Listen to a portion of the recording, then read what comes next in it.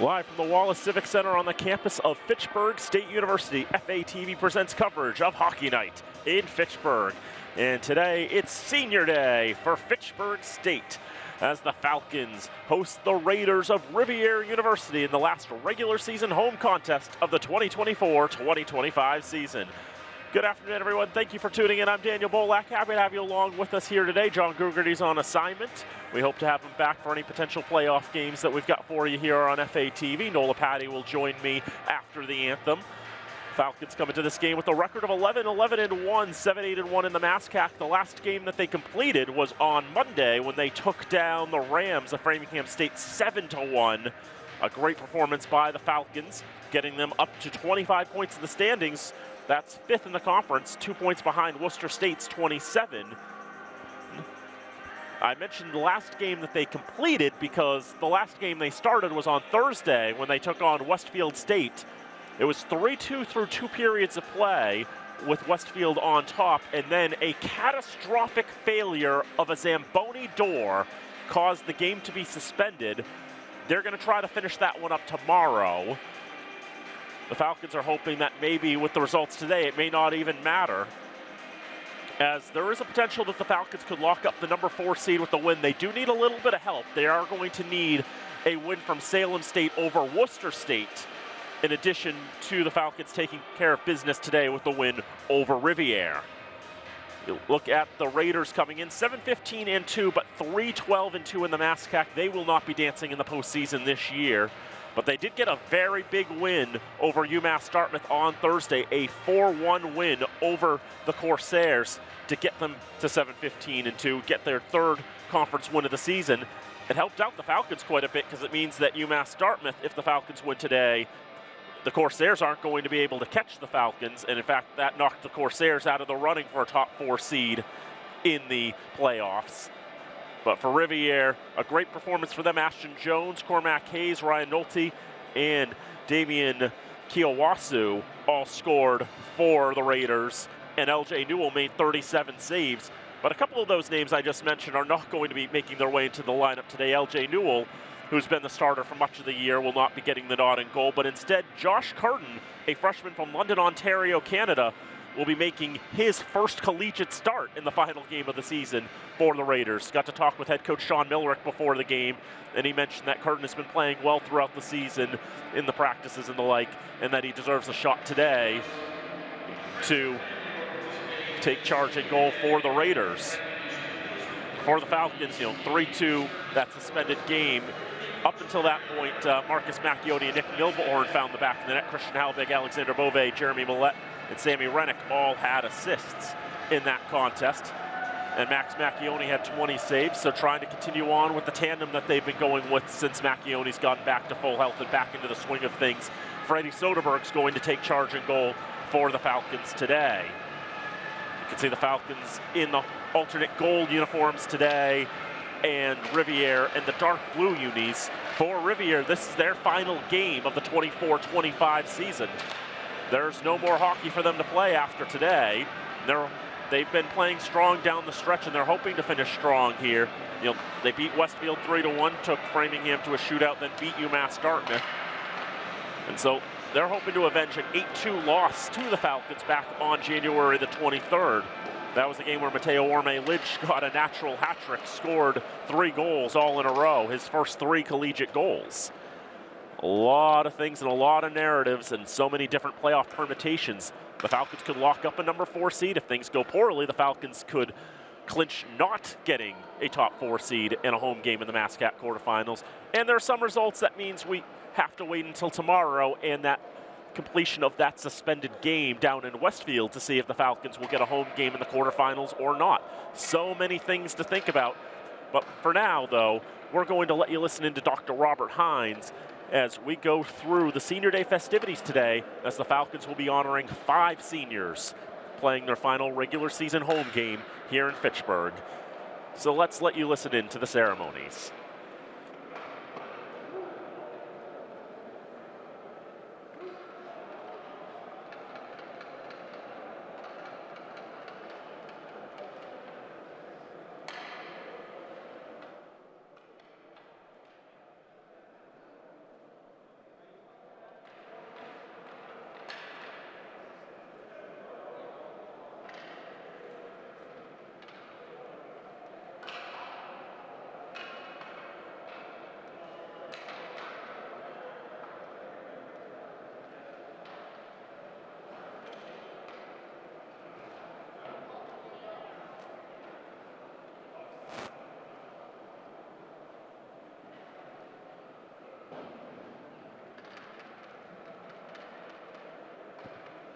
Good evening, ladies and gentlemen, and welcome to the Wallace Civic Center at Fitchburg State University for today's NCAA Division III NASDAQ men's ice hockey game between the Raiders of Rivier University and your Fitchburg State Falcons.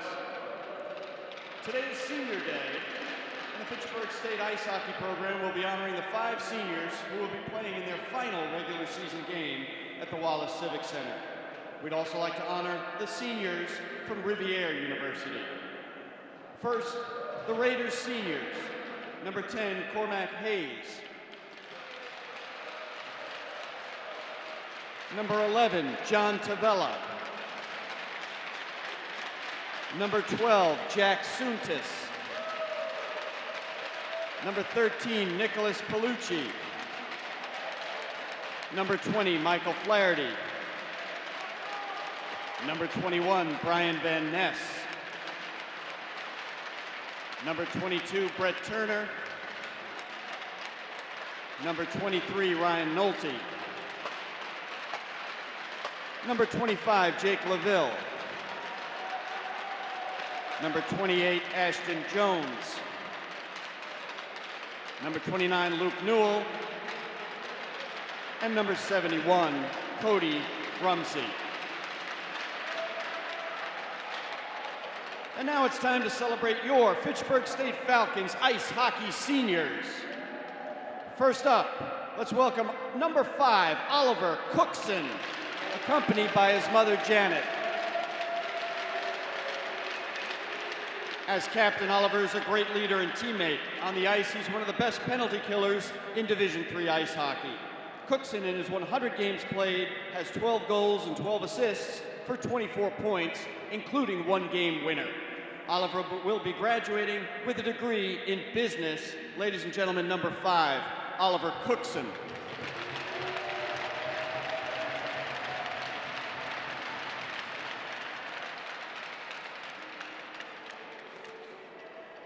Next, please welcome number 12, Toivo Kramer. Toivo will be accompanied by his parents, David and Sala, his brothers, Nilo and Risto, his girlfriend, Emma, and sister-in-law, Kimmy. Kramer boasts one of the quickest shots in Division III hockey. He's a great two-way player for the team, making an impact on both sides of the ice. Kramer, to date, has played in 91 games, scoring 20 goals and contributing on 33 more, for a total of 53 points, including 3 game winners. Toivo will depart Fitchburg State with a degree in economics. Ladies and gentlemen, number 12, Toivo Kramer.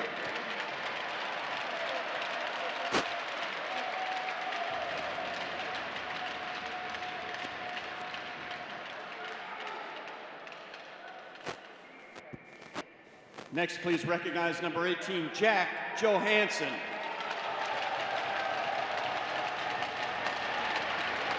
Jack is accompanied by his parents, Mark and Carolyn, his brother Daniel, and grandfather Daniel. Johansson, or Captain Jack, is a great defensive player who has also brought a high skill level to the team. Defensively, he has played in all of the important minutes of every game for which he is suited up. He's a tremendous leader, which is why the power play is so frequently run through him. Jack has played in 81 games for the Falcons, scoring 7 goals and assisting 20 others for 30 points. He has an impressive +12 in his career. He scored 5 of his 7 goals on the power play, including 2 game winners. Johansson will depart Fitchburg State with a degree in construction management. Ladies and gentlemen, Captain Jack, number 18, Jack Johansson.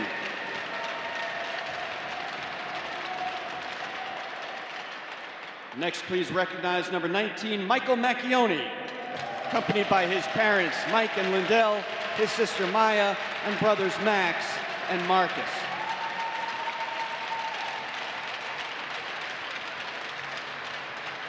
Mike is a great captain and has a great hockey IQ and feel for the game. He's a player who's a force on both the power play and the penalty kill. Macchione will finish his career with 77 games played, 12 goals and 18 assists for a total of 30 points. True to his nature, half of his goals came on the power play, including 3 game winners. Mike will be graduating in the spring with a degree in clinical exercise physiology. Number 19, Michael Macchione.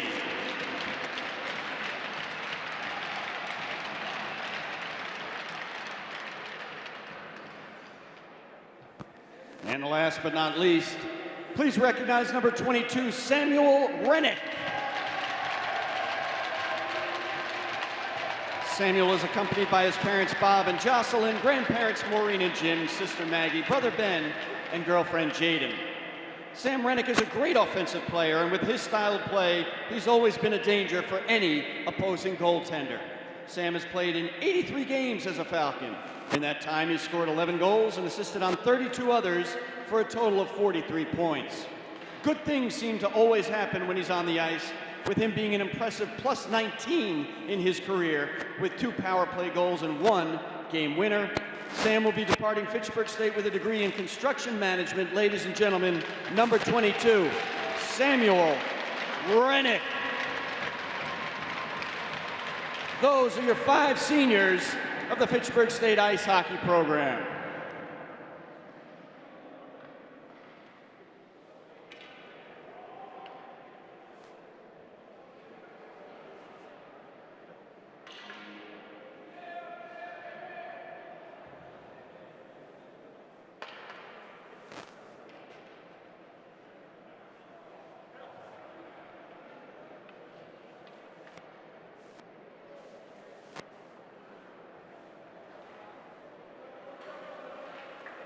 So you see the 5 seniors being honored today, taking their picture together. There's a 6th one there in Christian Halbig. He's also a senior, but Halbig will be coming back next year.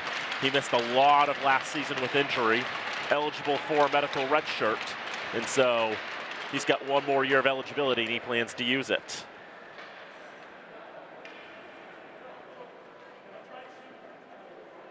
You can also see Mike Macchione, season-ending Achilles injury sustained in a game against Plymouth State earlier this season. And he's been sorely missed from the lineup. You saw, too, in addition to getting to take that senior day picture with the rest of the family, also his brothers Max and Marcus joining in the picture as well. You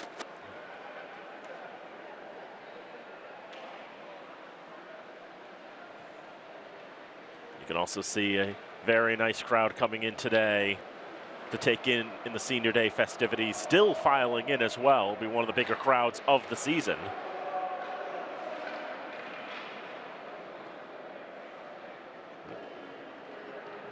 The Falcons will hope with a victory today that they'll give themselves a shot at least of getting a home playoff game, which would be next Thursday.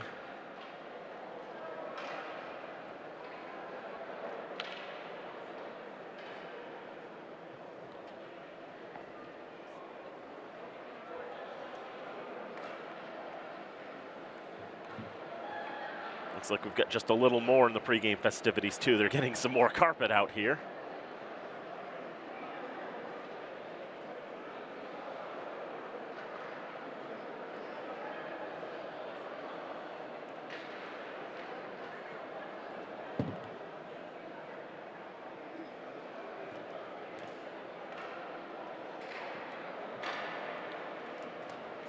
While trying to fill for a moment, I am joined now by Nola Patty. Good afternoon, Nola. You were down there, right there, taking pictures of all the seniors. Yep, I wear many hats with the men's ice hockey team. Indeed, we were talking about, 5 seniors being honored today. Christian Halbig will be back next year. And we've got another ceremony, I guess, for the pregame as well. Let's listen back into Dr. Robert Hines. Pregame puck drop ceremony. Last summer, the Fitchburg State community lost a remarkable professor, coach, and mentor. Dr. Jeff Godin passed away after an inspiring and heroic battle with pancreatic cancer. Dr. Godin served as a professor of exercise and sports science for 25 years, educating and inspiring thousands of students at Fitchburg State. In addition to his teaching duties, Jeff was also the head of sport performance for the athletic department, training student athletes to prepare them for their seasons. He had a special passion and bond with the men's ice hockey team, working directly with them to enhance their performance. As we honor Dr. Jeff Godin, we are joined on the ice for the pregame puck drop by his wife Tammy, his son Christopher, his granddaughter Lila, and his siblings Karen and Scott. Many of Jeff's other family members and friends are also in attendance today at the Wallace Civic Center. All in attendance today can rest assured that Fitchburg State will forever remain Godin strong. Please join the Fitchburg State community in honoring Dr. Godin and welcome his family to the ice.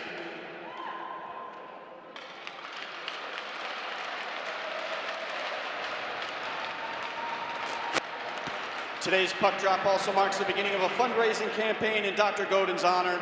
This campaign will raise funds for a permanent memorial to Jeff on our campus. For more information about the campaign, please contact a member of the advancement or athletic staff.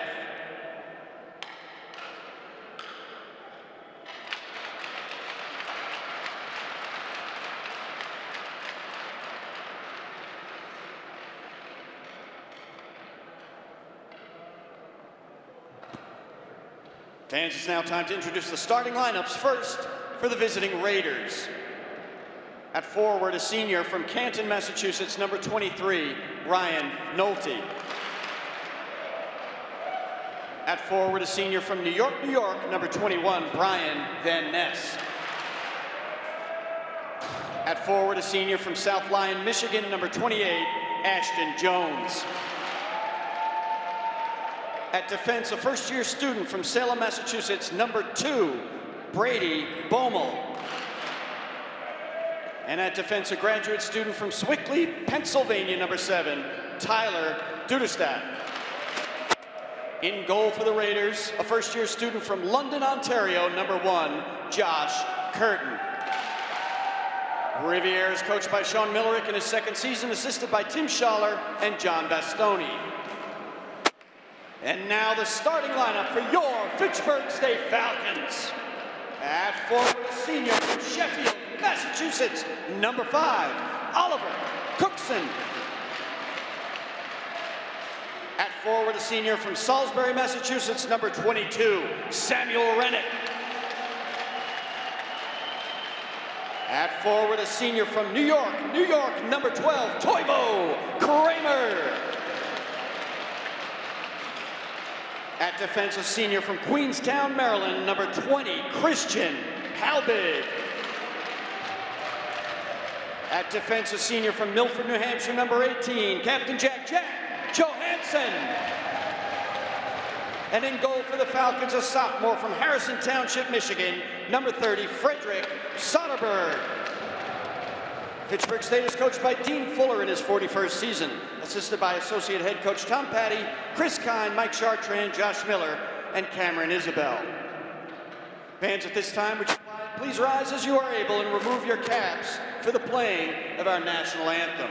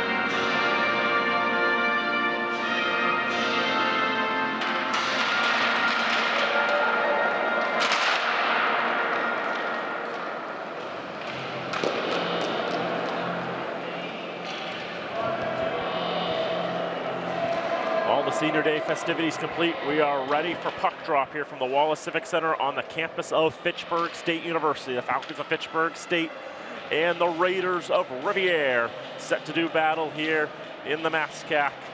The final game of the regular season, final game of the season all told for Rivier. and possibly the final game of the regular season for the Falcons. Possibly not. It's one of those weird things. Yeah, their game against Westfield, they were losing 3-2 going into the third. The Zamboni door broke, so they suspended the game, and there are some different scenarios that could happen in the MASCAC standings, which they may have to go to Westfield tomorrow to play those last 20 minutes, or they may not. So I guess we'll see, what kind of outcome is here tonight, and then where the other MASCAC teams stand after all their games today. Yeah, a lot of interesting matchups, a lot of different permutations. The simplest one I can tell you is this. The Falcons win this game in regulation, and Worcester State loses to Salem State in regulation, then the Falcons will have the number 4 seed. And they'll have a home game here in 5 days' time. Falcons in the alternate gold uniforms will go left to right in the first period. Rivier in the road dark blue uniforms will go right to left. And we are underway here from Fitchburg as that one sent around the boards, down the ice, out of the reach of Christian Halbig. All the way down it'll go, but no icing, as it is obviously obtainable by Halbig. Halbig will try to stretch it up. They've got all the seniors that are fit to play in the starting 5 for the green and gold, with Soderberg in the cage.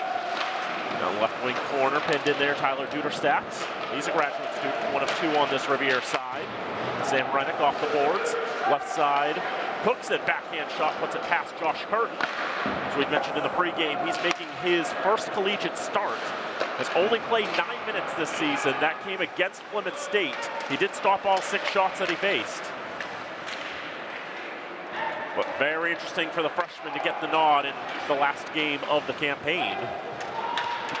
Stretched down, and that will be icing this time. Johansson first to the puck, and the faceoff comes down to the other end of the ice with 1:01 gone. The first time the Falcons played Riv in this season, they won 8-2. Mateo Orme-Lynch had his first collegiate goal and a hat trick. They scored 4 goals in that second period, so they've clearly shown that their offense can handle what Riv gives them, and we'll see what the Raiders can kind of get back to them today. Talked with Coach Millerick, who mentioned they did learn some lessons from that game. He knows this Falcon team always plays them tough, but he's also mentioned how they've been playing really well lately, trying to finish out the season strong. This Rivier team not going to be playing in the playoffs, as them and Framingham are the 2 teams that will be sitting out of the postseason when it starts up next Thursday. Sent around the boards for Chris Zapata on the near side. Hit there and a shot taken by Cameron Lawhorn. That'll miss the mark. Behind net, thrown out in front, whiffed on there. That was Cody Rumsey was trying to get a stick on that one. Rivier's got a couple of players with numbers in the 70s. Cody Rumsey wearing 71 and Ryan Cardo wearing 72. You don't see that very often. Numbers up that high. Left side shot is going to whistle over the net of Soderberg. Back out to the right point, a shot goes wide to the left. Jake LaVille, he's the leading scorer for the Raiders, 11 goals, 17 points. Goes around to the near side, sticked up and held up for a moment there by Nicholas Bellucci, one of 3 captains for the Raiders. Dumped in, settled behind the net by Curtin. Around the boards to the left side. Hunter Dunn trying to battle there. Mateo Orme-Lynch on the ice. No Elawan today. He is scratched for today's contest. First game he's missed this season. Mateo Orme-Lynch was actually scratched on Thursday against Westfield State. That was the first game he missed this season. So this line with Dunn and the Orme-Lynch twins being split up, they had a little bit of trouble against that Westfield team. And keep in mind, this is a Raiders team that beat Westfield 3-1. So they're very capable of playing hard against really good teams. And just beat UMass Dartmouth 2 nights ago. That's a team the Falcons have not had the best success against this year. Will be kept in the zone by the Raiders. On the left side, it is Alfred Rodi for Chris Lane. Taken by the Falcons off the boards, down the ice. Brady Boble, freshman from Westford. That's not terribly far away from here. Just a little bit down Route 2, an exit or so up 495. To the far side, Tyler Duderstack from Pennsylvania. The other graduate student being Cody Rumsey. Here's Trenton Skaggs. He gets the shot. That's the first shot on target in this contest. That's turned aside by Curtin. Took nearly 4 minutes to get a legitimate shot attempt in this one. Both these teams still feeling each other out.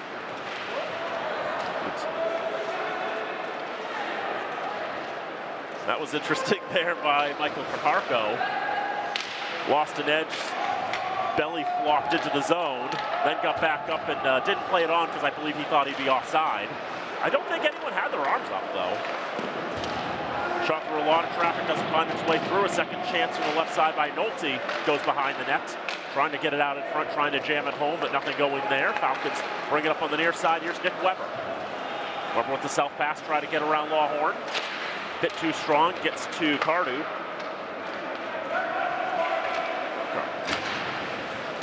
The left side.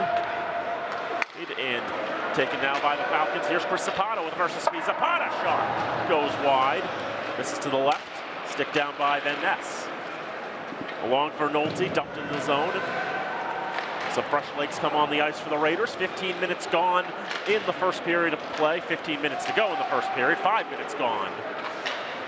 Only one shot in this contest, and it was stopped. Left side. Van Ness moving it along, taken down by Bronte near side. The cross off the stick of Cookson. He holds to the left side centers, but finds a Raider. Cormac Hayes, one of 11 seniors, playing his final game for the Raiders. This Rivier team, this is their 4th year playing ice hockey. So many of these seniors, they played 4 years for the Raiders. Part of the very first class to come in and play for the side. And this is Rivier's first year in the MASCAC as well. They were an independent their first 3 years. There's Mateo Orme-Lynch on the right side, tries to get it centered across. It's looking for Dunn, but too many sticks in the way. Now a takeaway, Marcus Macchione. Trying to feed it for Mateo out in front. Loose and a score!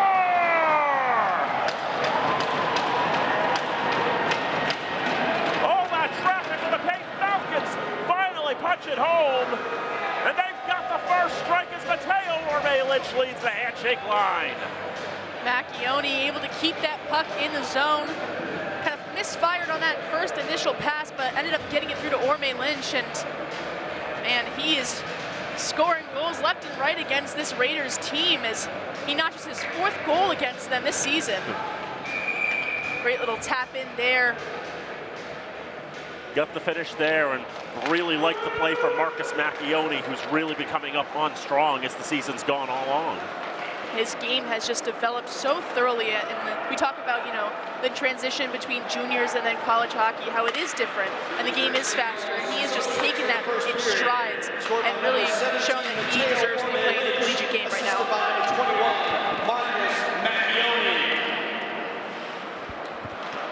Macchione gets the lone assist on the goal by Mateo Orme-Lynch. 4th goal of the season against Rivier, and 4th goal of the season overall. But don't sleep on those stats, though, for Mateo Orme-Lynch. That's his 18th point.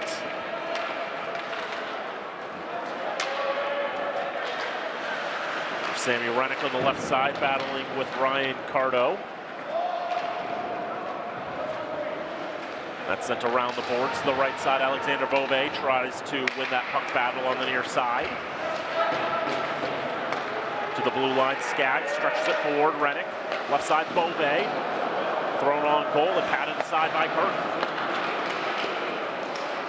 Also means for Josh Curtin, that was the first collegiate goal he's conceded. As it goes. Nobody's ever gone, nobody's ever played significant hockey has ever gone 0 and 1,000. Those goals are going to come. It's just a matter of can Riv stop these goals from coming at a mass that they did in that second period. Now here's Nick Weber with a chance, stopped by Curtin. Had a break as Rivier was changing behind the play. Kramer holds on the left side. Dumped to the boards by Chris Elaine illegally, says the referee. Touch up made there. And Elaine, who's got 29 penalty minutes this season, will pick up numbers 30 and 31.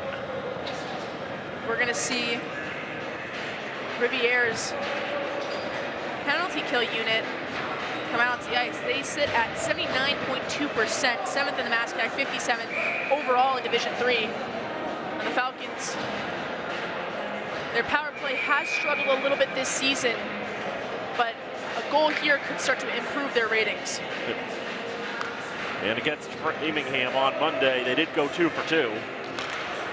Get their power play up to 16.5%. That's 5th in the conference, 51 out of 87 teams in Division 3. But this team has scored 5 shorthanded goals, Rivier has this season. So definitely a team that can be dangerous when they're on the kill. Mateo Orme-Lynch protecting, now to Johansson. Right side, settled by Dunn, back to Johansson. Holding at the point, off the board, so we'll come back to Mateo. Because Elawan's out of the lineup, I don't have to do my standard disclaimer, Elawan's wearing 11 today, because he's not. Great vision there by the penalty kill unit, able to clear that puck out of the zone and force the Falcons to re-enter. Minute 10 left on this power play, 11-10 to go in the first, 1-0 Falcons in front on Mateo Orme-Lynch's 4th goal of the season. Falcons get into the zone with a little bit of pressure there from the Raiders. Marcus Macchione throws around the boards, just a little too much oomph, and Mateo Orme-Lynch is not able to corral that puck. Now for Jack Johansson, Falcons have to reset again. Shots 5-0 in the early portion of this game.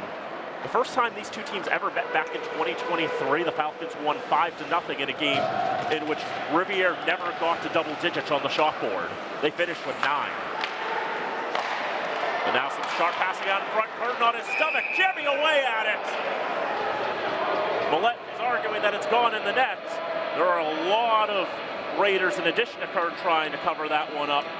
They're trying to keep that one out. Faceoff will go to the left of Curtin with 10:27 to go in the first and 26 on the man advantage.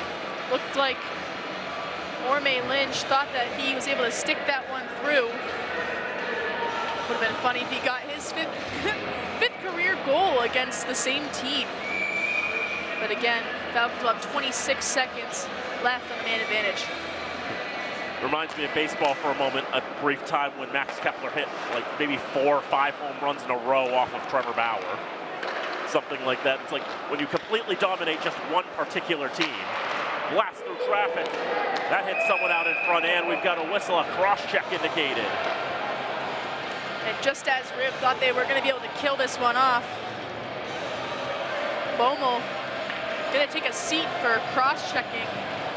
I believe he hit either Weber or Milhorn right in the back there. 5-on-3 for 11 seconds before Lane comes out of the box. Great. Go ahead. This Raiders team is averaging about 13.38 penalty minutes per game to the Falcons, 8.13. Little less discipline from the side from Nashua. Running keeps a hold of it, now to Halbig, left side. Blast as the penalty expires to Elaine. Halbig just barely keeps it in the zone. Maybe tried to hit Elaine on a home run pass, but he'd switched off and now thrown out in front. Would have been a great chance for their first shot of the contest. That was out of the reach of Nicholas Bellucci. Still, you can see the danger that Rivier shows when they are on the kill. Shot 7-0 in favor of the Falcons, 9:33 to go in the first period. 1-0 to the green and gold.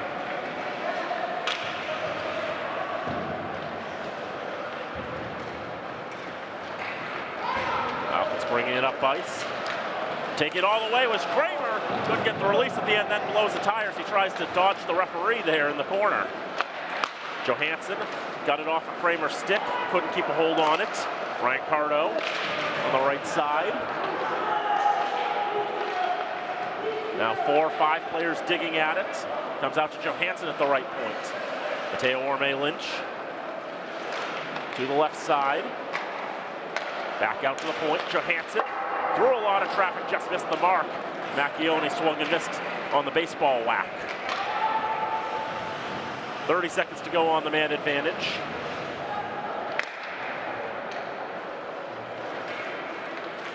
Jackson Collins up to Marcus Macchione on the right side. Rivier able to dig it out and dump it down. Johansson gets a hold of it and gets it across to Dunn. 8 to go on the power play. Dunn into the zone. Dunn trying to break past everyone. Dunn scores! Hunter Dunn beat everybody! A power play goal for the Falcons makes it 2-0. Hunter Dunn came in as a freshman last year, developed his game, was able to get in the lineup numerous times, scored lots of goals, comes in, walks right through the defense, and tucks that top right shelf. He is an incredible player who has really exploded his game these past few games this season, and you see it right there. Top right shelf goes Hunter Dunn. Jack Sutis was the last Raider defenseman, and he got turned inside out.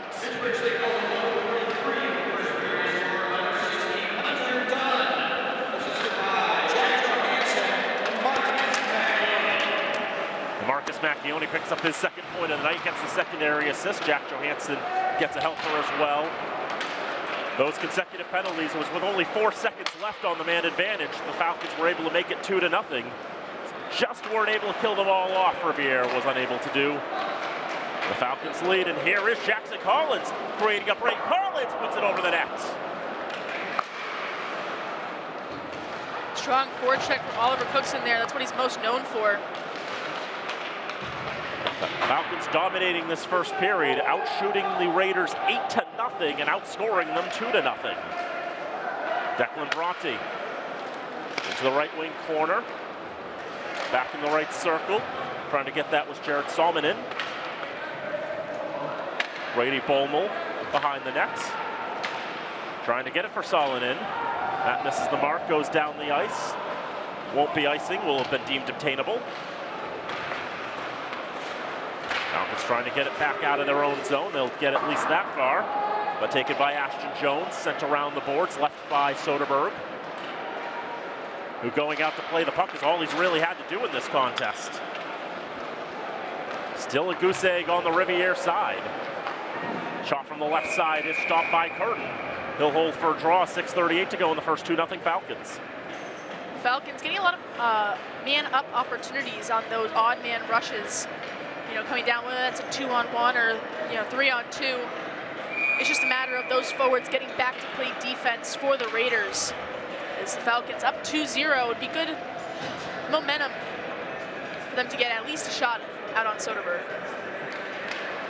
And watching the Falcons breaking past the defenseman for Rivier, how many times have they been able to generate odd man rushes just because they've been flat out faster than the Raiders and better position, just able to deke past everybody. As Cardo to the left side off of Nolte to the right wing corner. Tried to dump it out, kept in by Cardo on the right side. But Falcons were able to take a hold of it, throw it towards the Rivier bench on the near side. Backhanded back into the zone by Brian Van Ness. Fresh legs come on the ice for the Raiders. Falcons try to stretch it up on the far side. Rennick had the puck knocked back to the blue line. Stretched forward, but knocked down. That was taken by Tavella. He's one of the co-captains of the Raiders. That one over the net from Cody Rumsey, graduate student from York, Pennsylvania. Just happens to be a coincidence, both the grad students are from Pennsylvania.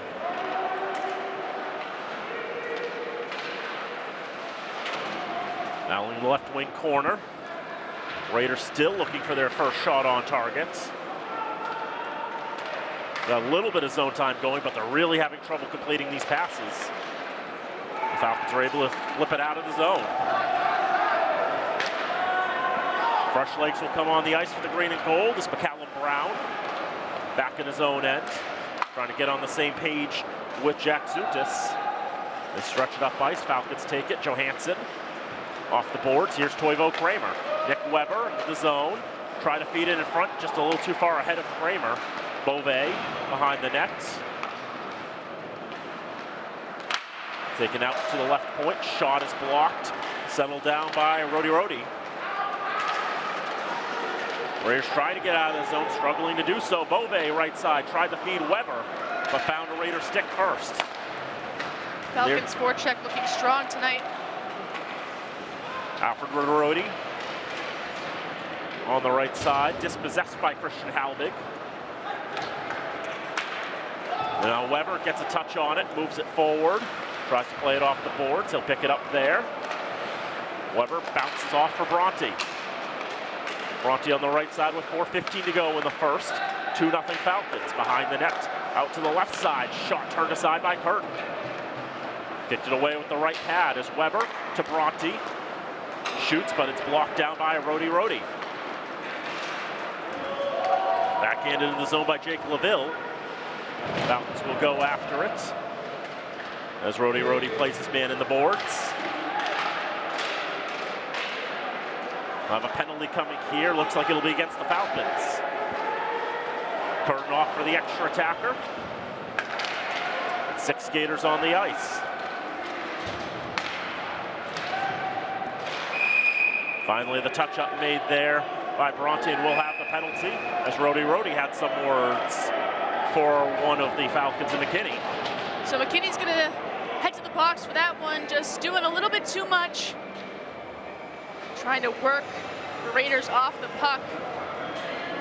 And looks like Rivier's going to go for one too, so that'll be canceled out there.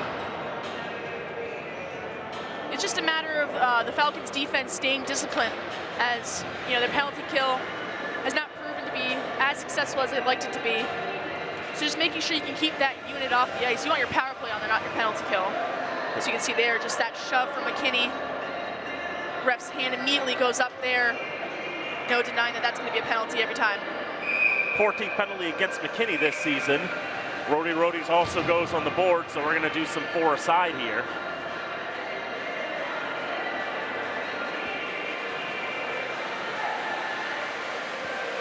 Rivier was going to have that first power play of the contest, but the extracurriculars by the junior from Chicago will cost a side. Nevertheless, the ice opens up a little bit. Rivier will see if they can try to get a shot somewhere. Rivier, 2-minute penalty for cross-checking on number 8, Alfred Rivier. Fitchburg State, 2-minute cross-checking penalty, number 25, Isaiah McKinney. Mateo Orme-Lynch just collapsing on Dunn there as he's trying to make his entry into the offensive zone. That's just a miscommunication thing, and it can be cleaned up easily. Face-off outside of the Rivier zone after the offside. Some players changing off a little late there. Cardo finally gets settled on the ice, and I imagine that's a kick out for, yeah, took too long. Nevertheless, though, John Tavel is able to win the draw.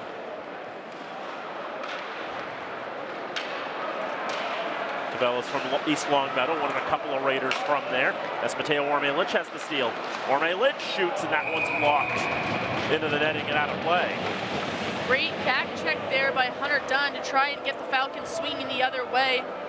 Their forecheck and back check has been incredible tonight, creating so many of these turnovers. The Raiders not able to get back defensively. That shot obviously going up and into the netting. But the defense side for the Falcons, keeping the Raiders off the boards, goals and shots-wise, as they're out shooting them 10-0 right now. It's quite impressive. 17 minutes and 10 seconds, and your goalie has not been tested. But he probably will be now as that's thrown in front. They score! If Rivier's finally going to get a shot on the board, it might as well find the back of the net. The Raiders are on the board as Cody Rumsey leads the handshake line. That's just the broadcaster's curse there, as we're mentioning that Rumsey able to just get, what a great feed from back behind the net. As Soderberg was kind of left out to dry there. There's not much any goaltender could have done with that. That's there by Tavella, just barely in Rumsey's reach. He was able to get it and throw it towards goal. And Soderberg having to go from post to post. So difficult for any goaltender to stop.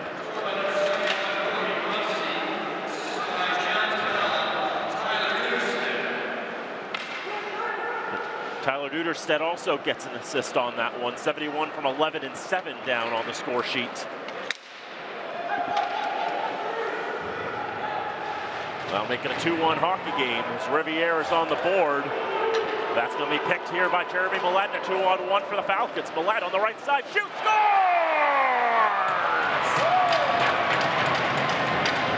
How about that for a response? Jeremy Millett restores the 2-goal lead. And this is just a typical 2-on-1 here. Odd man rush, the Falcons have had so many, and he opts to take that shot right under the glove, just above the pad. Perfect selection of a shot right there for Millett. He's so used to playing in this arena, been playing in it since he was a kid. He knows this ice like the back of his hand, and what a great play. Well read there by Millett.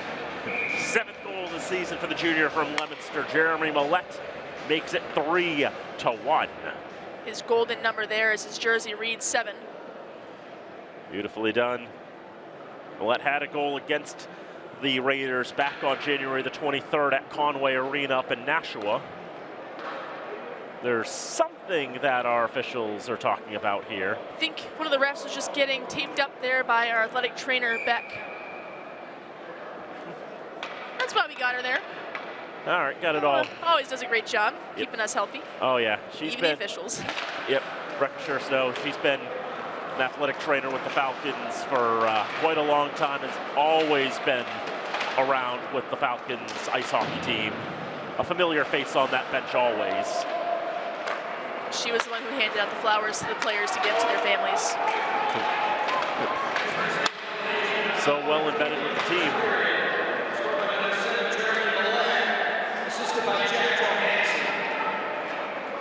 Jack Johansson gets the lone assist. Now he's got a 2-assist night. Here's Oliver Cookson with the speed. For Zapata. Can't keep a hold on it. Cardo around to the near side and up the center of the ice and picked up here by Brady Bommel. But offside against the Raiders. 1:12 to go first period. 3-1 Falcons in front. Shots 11-1. That one shot on net remaining in a goal for the Raiders. But the Falcons holding more offensive possession as they've just created such good chances, whether that's on the odd man rush or just limiting the Raiders' zone time. They played a phenomenal game so far. Definitely playing hard for their seniors today. That one pushed towards Soderberg, and that will be his first save of the contest. Now 60 seconds to go in the opening frame. On the right side, trying to hold on to it there is Salminen. He loses it. Nick Weber trying to get past everybody. Weber backhands it along as he's taken down to the ice. Cameron Lawhorn into the zone. What's on the spin move to create a bit of separation, but can't get the shot away. Can't control the puck as it goes to the left side. Through traffic off the side of the net. Now around behind. Falcons get a hold of it. Try to get out of the zone off a Raider skate. Second effort does push it out of the zone with 16 seconds to go in the period. Duderstedt from the red line, backhands it in, but it'll be settled down by Howdig in front of the net. Falcons will dump it down the ice. And that will go for icing. Marcus Macchione said, I got a touch on that, you know, but the linesman disagreed. That's why Macchione didn't finish the race there. He surely had a good chance of winning it had he figured he hadn't touched it. Speaking with the captains, I got the honor to talk with them, and speaking with Macchione's older brother, Marcus, I asked, you know, what is the message to the freshmen when they come into this team and this program? You guys have so much history. And he said, you know, we recognize that juniors in college are two different levels of play, and whenever anyone comes in here, whether they're a freshman or a transfer, just finding your spot on the team and finding your identity and doing your job. Everyone has a specific job that they need to get done. So I think that was a great response, and I think it's showing in his younger brother, Marcus, who has really come in and shown how well he can play. Yeah, Mike Macchione has been a great leader for this Falcons side. I imagine still trying to help out the team the best he can, even if he can't physically play anymore. As we've reached the end of the first period of play, Rivier was able to get one more shot attempt right off the draw, but put it wide of Soderberg. As through one period of play, it's Fitchburg State 3, Rivier 1. Shots unofficially standing at 11-2. And the Falcons, except for that one moment where that pass, where Rumsey was able to put that puck past Soderberg, except for that really one moment, that one opportunity by the Raiders, Falcons played the period they really wanted. Absolutely, and it's just a matter of staying disciplined, staying out of that box. Even though they were even 4-on-4, it does kill momentum a little bit for the Falcons, and we've seen that multiple times this season. But overall, controlling things offensively, getting back defensively, and Soderberg, I mean, that second save, he only had 2 on net, 1 went in. Save percentage sitting at 50% right now, but we'll know that, more shots he gets on net, the better he's going to be playing for us. Yeah. He's going to have plenty more opportunities to make some saves. And through one period of play, 3-1 Falcons, goals by Mateo Orme Lynch, Hunter Dunn, and Jeremy Millette. And Cody Rumsey for Rivier. So we'll take a break here through one period of play. Again, Falcons lead 3-1. When we come back, we'll have more of a recap, what to talk about, what the teams need to think about going forward, and a lot more. So stay with us. This is Hockey Night in Fitchburg right here on FATV. Back here at the Wallace Civic Center on the campus of Fitchburg State University. One period in the books here on Hockey Night in Fitchburg. Senior day for Fitchburg State as they lead the Raiders of Rivier University 3-1 through 20 minutes of play. Daniel Bolak, Nola Patty here with you. Want to remind you, FATV Remote Productions, underwritten by Rollstone Bank and Trust, Acme Carpet One, All One Credit Union, Minuteman Press, the Sentinel and Enterprise, and Unitil. We thank them for all the support they give us to help make these remote productions possible. So, first period of play, Falcons definitely dominated on the shot board, 11-2. And, more goals than Rivier's got shots. That's obviously a positive. Yeah, Mateo Orme Lynch opening up the scoring with a quick tap-in goal as he nets his 4th goal of the season, 4th goal against Riv. We talked about that kind of narrative there. Hunter Dunn working through the defense all by himself to net that goal. And then the Raiders did have a response when Rumsey was able to throw that one into the net. Soderberg trying to come through. And then here's Millette's goal as he storming through on the 2-on-1 right below the glove there. Unbelievable shot selection from Millette. And the Falcons up 3-1 going into the second. This is Rumsey's goal here. As you can see, drags that back as it was going a little bit past him, able to net that one against Soderberg. And Hunter Dunn, just what a move, making that through, getting right open in front of the net. Here's Mateo's goal, just able to sneak that one in. Falcons absolutely dominating over the Raiders. Get to the net and good things can happen. And you can see one of the big keys there for the Falcons was just how, I don't want to say it was easy, but how much success they had in getting past Rivier's defensemen. And because you look at all of those goals, you had Dunn and you had Millette scoring by basically just beating out the defense and getting a break in open space to shoot on Josh Curtin. And then the first one was just Marcus Macchione throwing it towards goal and Mateo Orme Lynch getting into the paint, getting in, doing the dirty work to make things happen.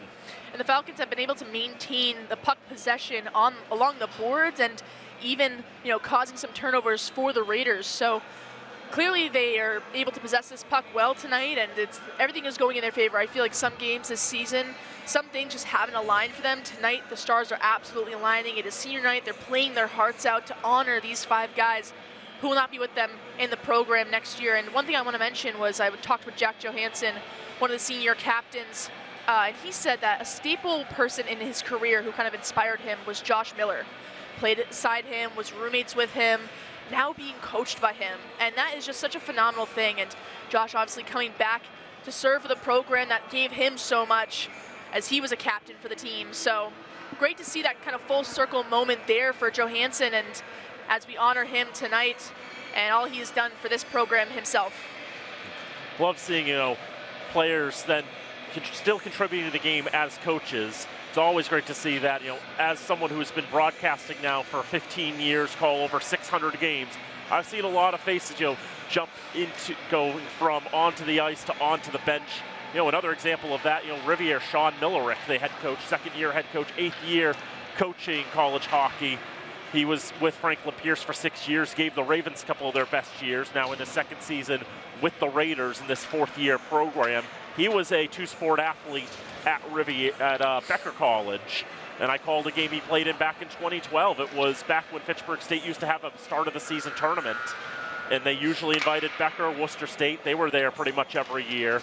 And usually Wentworth came as well, but in that particular year, I called not only the games that Fitchburg State played in, but in 2012, I also called the 2 games that Fitchburg State didn't play, and that was really, I think, the first game I ever called that didn't involve Fitchburg State in some capacity, and that was an overtime win for Becker over Worcester State. So to see the fact that, now he's continuing providing, contributing to the hockey world, 8th year head coach in college hockey, 2nd year with the Raiders. He's also already not just the winningest coach in Rivier history. He's got 17 wins. The first coach, Matt Keating, had 13 wins, but he's also the winningest coach in Franklin Pierce's 25 or so year history with his 53 wins for Franklin Pierce. Admittingly, the Ravens have, hockey has not been their strong suit. Falcons going from right to left, and the Raiders going from left to right. We have a whistle here with 27 seconds gone in the second period. So the Falcons gonna have a penalty here on Cookson. He's gonna go for hooking. So now on the penalty kill, again, this is something that we mentioned before we went to break in that first period, that they need to stay out of the box, they need to stay disciplined. Riv, although it was a 4-on-4, they did end up scoring their first goal off that penalty from McKinney. So now Cookson in the box. We'll see how this penalty kill unit can go to work, and keep in mind, Cookson is one of the top players on their penalty kill unit. Only the 5th time that Cookson's gone to the box this season. Admittingly, Rivier doesn't have the greatest of power plays, 11.6%. It's actually bottom 10 nationally, but only 3rd worst in the conference. The Falcons' penalty kill is also 8th in the conference, 61st in Division III, 77.5%. That's been one of their weaknesses, especially down the stretch. Just too many penalties conceded, too many power play goals that they've given up as they're able to get it out of the zone. And here's Hunter Dunn. Dunn's going to create a chance on goal, but backhands it behind the net. Bit of pressure from behind by Brady Bommel. Now rushing up the near side, Jaw Tavella. Lost the handle on it. That's cleared straight out of the zone again. Josh Kern holding on to it. Passes off for Ryan Cardo. Rivier will reset with about half the penalty gone. Around the boards, stick down by Soderberg. He'll whip it around the boards. Michael Caparco on the right side. Falcons following on, putting that out of the reach of Cardo and all the way down the ice.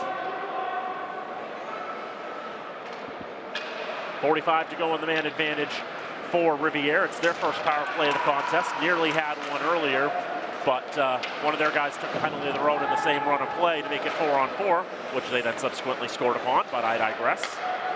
Back to the point, Cardo with a shot stopped by Soderberg, rebound! And that was blocked out in front. Skaggs in the way of that. It's to the right side, a shot is blocked. That was Dudersteck trying to take it. Falcons get a hold of it, send it down the ice. That was Wallison who dumped it down. And Fresh Lakes will come on to the ice with 10 seconds to go on the man advantage. Cardo, highest number in this game, 72. Gained the blue line, but no farther. Near side whistle here. And that's too many men against Rivier. Unfortunate break for the Raiders, as they felt they were about to escape that one. So it is Caparo who's going to be serving the penalty there. Caparco will serve for 2 minutes. Won't go to his account. He's been to the box 3 times this year, major, 2 minors.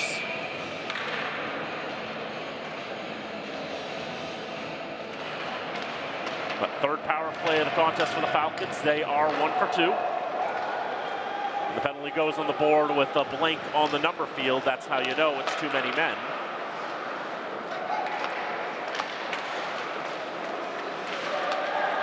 always found it weird how for some reason they've never standardized a signal for that, as we have a tripping call. I think that's going to wipe out the power play the Falcons just got.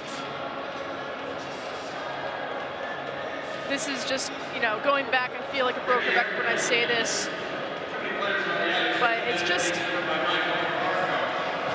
these plays that, you know,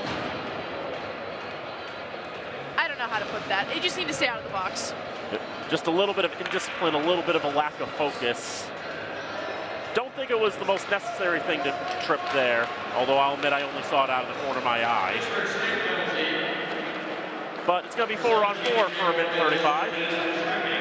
And then a very brief power play for Rivier, barring further shenanigans. Near side, Mark Phillips. Long for Bommel, but it goes off a Falcon and ricochets straight out of play. But I was saying, I find it weird how Too Many Men doesn't have a standardized signal. It's either you spin your finger or you put up 6 fingers. Those are the ones I've seen.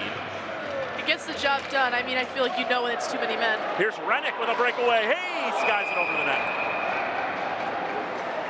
Just tried to go far down and just didn't quite get the angle right. I, again, had a chance to speak with the seniors, and when I asked Rennick about one of his favorite memories of the team, he just said he always tries to have a good time. He's here to have fun. He loves playing hockey. He loves being on the ice. So seeing a smile from him after that shot, you can tell he just wants to come out here and have a good time with all of his friends. Rennick was a player that was fun to watch him develop over the years, too. On the right side, that shot goes behind Curtin. Settled down by Haldig through Patnick. Couldn't tell if it got all the way to Curtin. It was blocked down by Phillips. Stretch pass out of the reach of Tavella, and that will go for icing. I've seen a few Raiders kind of fall to the ice today. I think we've been talking about this ice is tired. Very much so. It's we've seen so many blown tires in so many different games. This ice is used by numerous amounts of teams, high school, youth, collegiate. It's a workhorse here in North Central Mass. There's not too many rinks around here. Here, Gardner Veteran Skating Rink. Up in the north part of the county, not really anything else. Now Millette trying to steal it away, but Cody Rumsey able to dispossess him. Rumsey's a transfer from Franklin Pierce. They've got a few of those on the roster. After all, we mentioned that Sean Millerick was the coach of the Ravens for 6 years. Makes sense a few players would move across the state with them.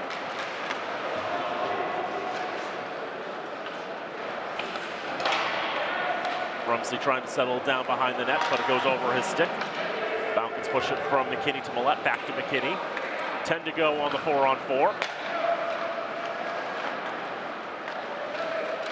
Falcons gain the zone from Bronte around into the left wing corner. Soderberg slams the stick to indicate that Caparco's released from the box. The Too Many Men penalty has been served.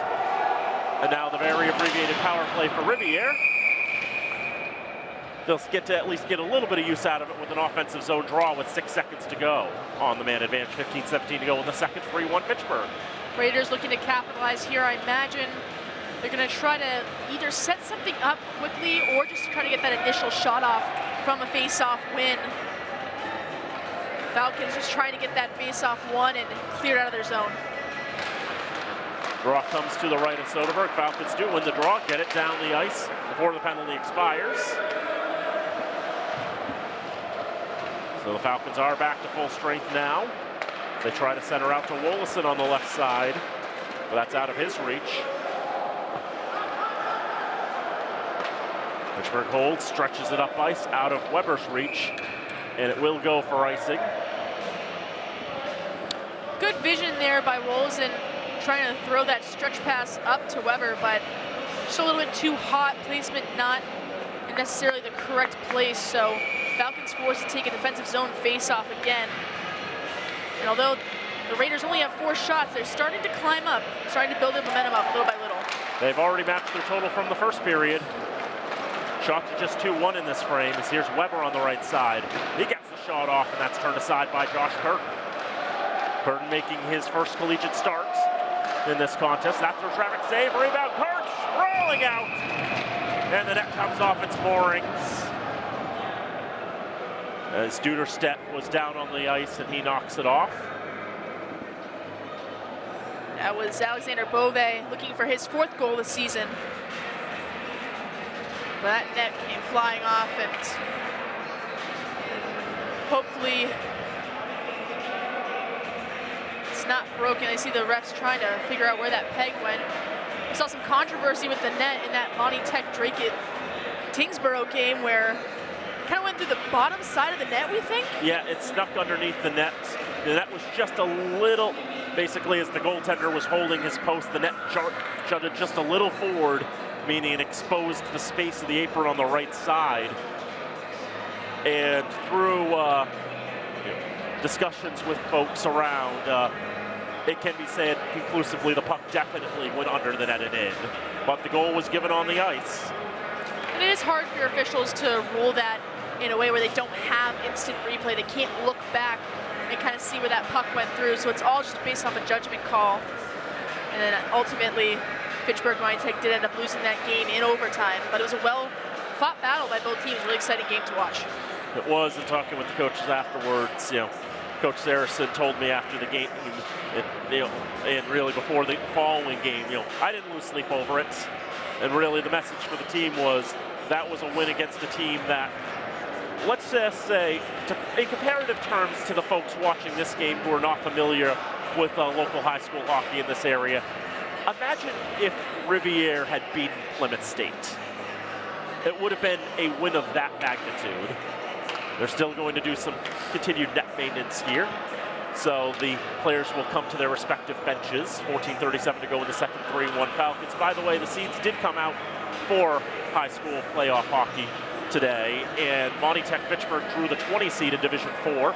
They will get to play Boston Latin Academy, the 13 seed, which is very interesting because those two teams actually played each other earlier this season, and Monty Tech Fitchburg won that game too.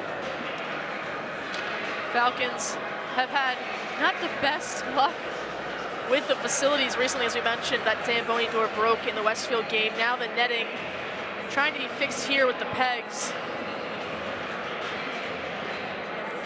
We have a moment, you see Dean Fuller, longtime head coach of the Falcons, and you see the shirt that he's wearing there, part of the strength and conditioning, because before the game we also had that ceremony in honor of Dr. Jeff Godin, who passed away this past summer.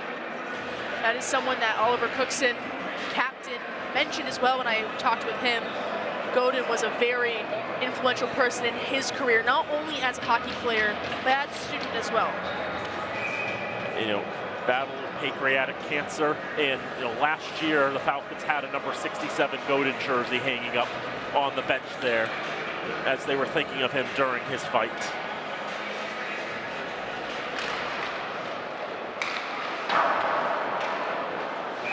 That goes off someone on the Falcon bench there, and we'll get another whistle. I'm of the Norm Macdonald frame of mind that when you're battling cancer, and he didn't like to say when he was alive that someone died, they lost their battle with cancer, because when you die, the cancer dies too, so you fought cancer to a draw. I was always of that frame of mind. Netting all fixed up, and we'll continue on play. This game does not have to be suspended, but you should probably knock on wood because you never know what can happen. There are already enough crazy permutations as it is. I don't think we need any more complications. Come the Raiders up ice. It's a shot, goes off a skate in front. Solomon in had the shot. Comes back to the right point, kept in the zone. Duderstedt to the right side. Solomon trying to settle it down, now jamming away at the side of the net. Puck bounces behind around to the far side and then pushed out of the zone. Cody Rumsey dumping it around and thrown back around the boards, back to the Rivier decor. Mark Phillips to stretch it forward, goes back to the Falcons' end. off the boards and back into the Rivier zone after the touch by Weber.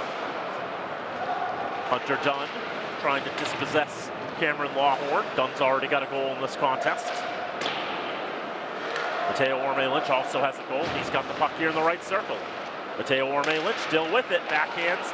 Couldn't get it all the way through. Settled down by Halbig. Right side. Shot is gloved by Curtin.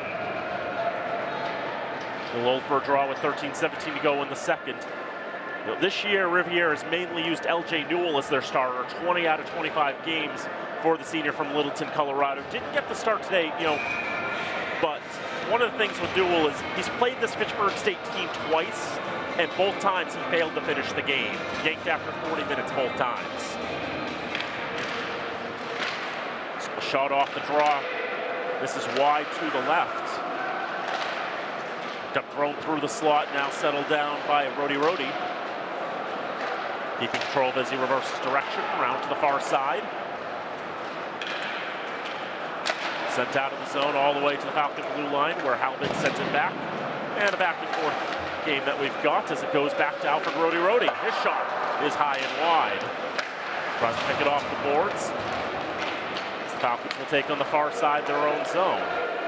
Oliver Cookson throws it on goal. That's gloved by Curtin.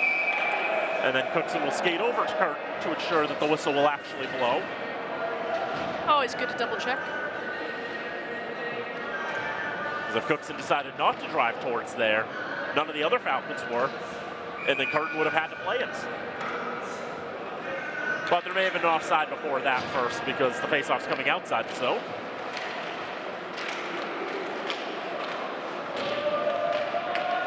Rennick backhands it in, and Milhorn tries to win that puck on the left side, tumbles to the floor. Milhorn's got 12 goals this season. Scored on Thursday against Westfield State. Scored a couple of times against Framingham State on Monday. He's had a pretty solid week. Here's Rennick. He shoots, and that's sticked over the net. Left side flipped out of the zone. Just a bit too far for Ryan Nolte. From the red line, slapped in and ricochets in a reverse 7. Behind the net and to the near side. Now here's a chance for Rivier. A shot on the one-on-one by Ashton Jones. Into the netting and out of play. Great block there by Trenton Skaggs, a key defenseman for this Falcons team. I would call him more of an offensive defenseman. You can see him sometimes joining those rushes, skating that puck up ice and trying to get shots on net. So he's a big contributor to the team, and great to see him getting up there with the block shots. Junior from Oconomowoc, Wisconsin. 2 goals, 7 assists on the season. Yeah, he's not afraid to join the fray. Shot from the point was cut down in front to the near side and sent out of the zone. Held down at the red line by Lawhorn. Shoots it in off the glass. And then knocked right out of the zone as Ryan Cardo throws it off the boards and dumped back in. Settled down by Lawhorn. Blew a tire, gets back up.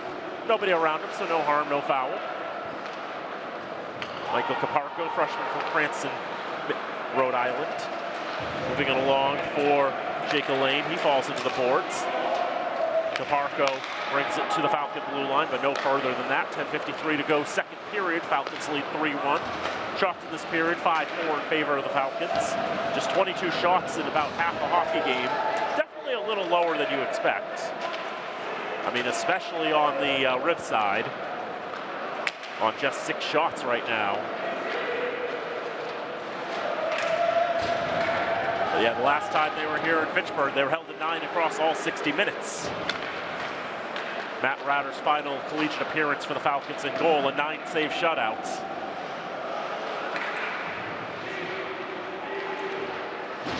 And I was thinking to myself when I saw that, it's like, I'm pretty sure there have been some soccer goalies at Fitchburg State who had more saves than that in the game that year.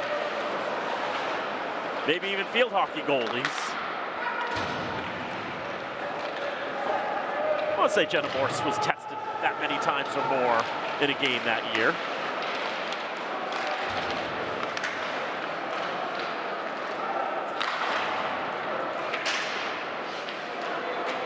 Falcons get out of zone down the ice on the right side. Fed it front out of the reach of Macchione. But a good feed from Mateo Orme-Lynch.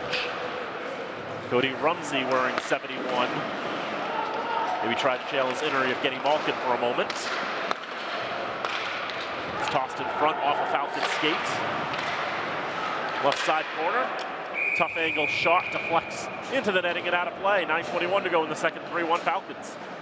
Falcons still continuing to get those odd man rushes as they're viewing the ice in a very, I'll say their hockey IQ this game has been astronomical. They've been doing such a good job of viewing the ice, reading plays, and getting those open opportunities, and the Raiders just not being able to catch up. That's one of the big things there, is just seeing how the Falcons' pace has just been so much faster than Rivier's. There's a chance on the right side, the shot doesn't make its way through. I think it was one of the defensemen who was able to knock that wide.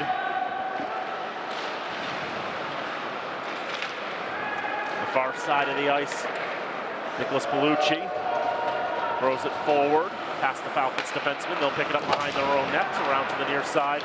Cookson trying to feed Chris Zapata, just a bit too far for him. McCallum Brown will take a hold of it behind the rib net. Right side, puck pin balls around, and finally out of the zone, Rennick. McKinney will dump it and change off. Cardo to the middle of the ice for Rhodey, for LaVille, and now to the left side. Thrown off the boards by Bellucci. And the centering pass by Sutis goes nowhere. Out of the zone it'll come. Came near Bellucci, but he was out of gas. Pushed forward off a rib stick and now into the right wing corner. Sutis knocks it away to the near side for Van Ness. Nolte trying to play it along. Here's Jones. Nolte now a chance in front, hits the iron. Tyler Duderstedt looking for his second of the year. And he rings it off the post. The Raiders starting to build up momentum offensively as they're just 10 shots away. That one right off the crossbar. Now you can hear the ping ringing throughout the arena. That puck sure flew a long way away. Didn't get consumed by the silly monster though. Not this time. A souvenir for someone in the crowd. Duderstedt, a graduate student in computer science. Once he finishes his degrees at Rivier, he'll have the same degrees I do. 3-4 players battling for it behind the net. But Alexander Bove's the one who wins that one. Puts on the brakes to prevent himself getting smashed in the boards by Jones. Toivo Kramer. Go back for Halbig to push forward. Back pass intercepted. Bommel taking it away on the left side. His shot is gloved by Soderberg. And, you know, just before that shot, they did the audit and realized there was one shot too many on the board. So just as quickly as they took the shot off the board, Soderberg makes the save, and now he's got his fifth save again. For realsies this time. 17-6 are the shots on goal with 7:01 to go in the second. 3-1 to Fitchburg State. No scoring in the second frame thus far.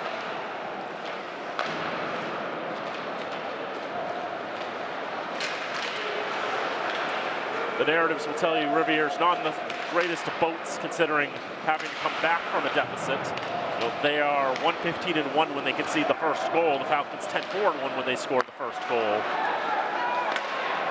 And Rivier also only has one win this season when they are trailing after 20. That was the same game against St. Anselm at the beginning of the year.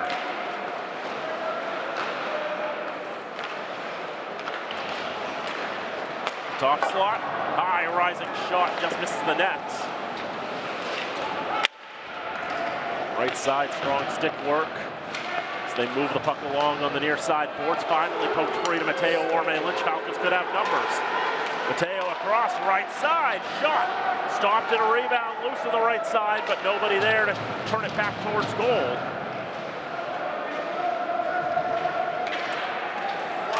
Rivier dodges that. As up ice 1v3.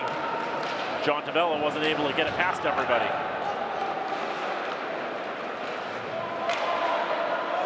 Floated pass, but found Rumsey, who's wearing the wrong color. His shot is off the mark. A second chance is blocked in front, but gotten back there.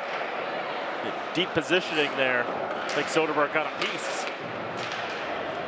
This puck finally sent out of the zone down the ice, and it will just barely go for icing with 5:25 to go in the second. Falcons defensemen and just defensive centers as a whole kind of getting lucky there, as the Raiders had some quality opportunities on net, even some wide open opportunities as they've had some step down shots right in the slot. So although, you know, they are up 3-1, you cannot let up on the gas. We've seen them lose their lead so many times this season because it feels like they just start to get comfortable. You can't be comfortable, you always have to be on edge. Don't find yourself solely content with where you are. Keep striving for ever more goals.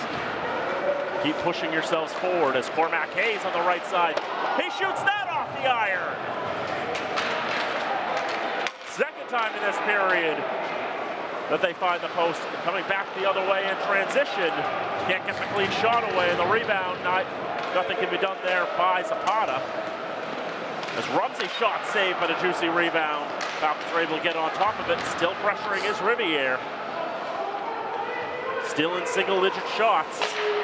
Another shot there from the right side by Lawhorn is gloved by Soderberg. Lawhorn timing up that slap shot right there. Obviously gloved by Soderberg, but the Raiders putting on immense pressure on that back check, trying to strip Cooks out of the puck, which they did, which able to set them up for that opportunity there. And they're definitely playing a lot more cohesively together as an offensive unit in this second period. No question, Rivier's looked a little better in this frame. They've got 6 shots to show for their efforts. The Falcons have 7 in this frame, but we're still looking for a goal in this second period. Here's Rennick on the near side. Out to the far. It's pushed forward by Halbig. Now taken away by the Falcons in front. Rennick shot saved by Curtin. Got the glove up there and denies him.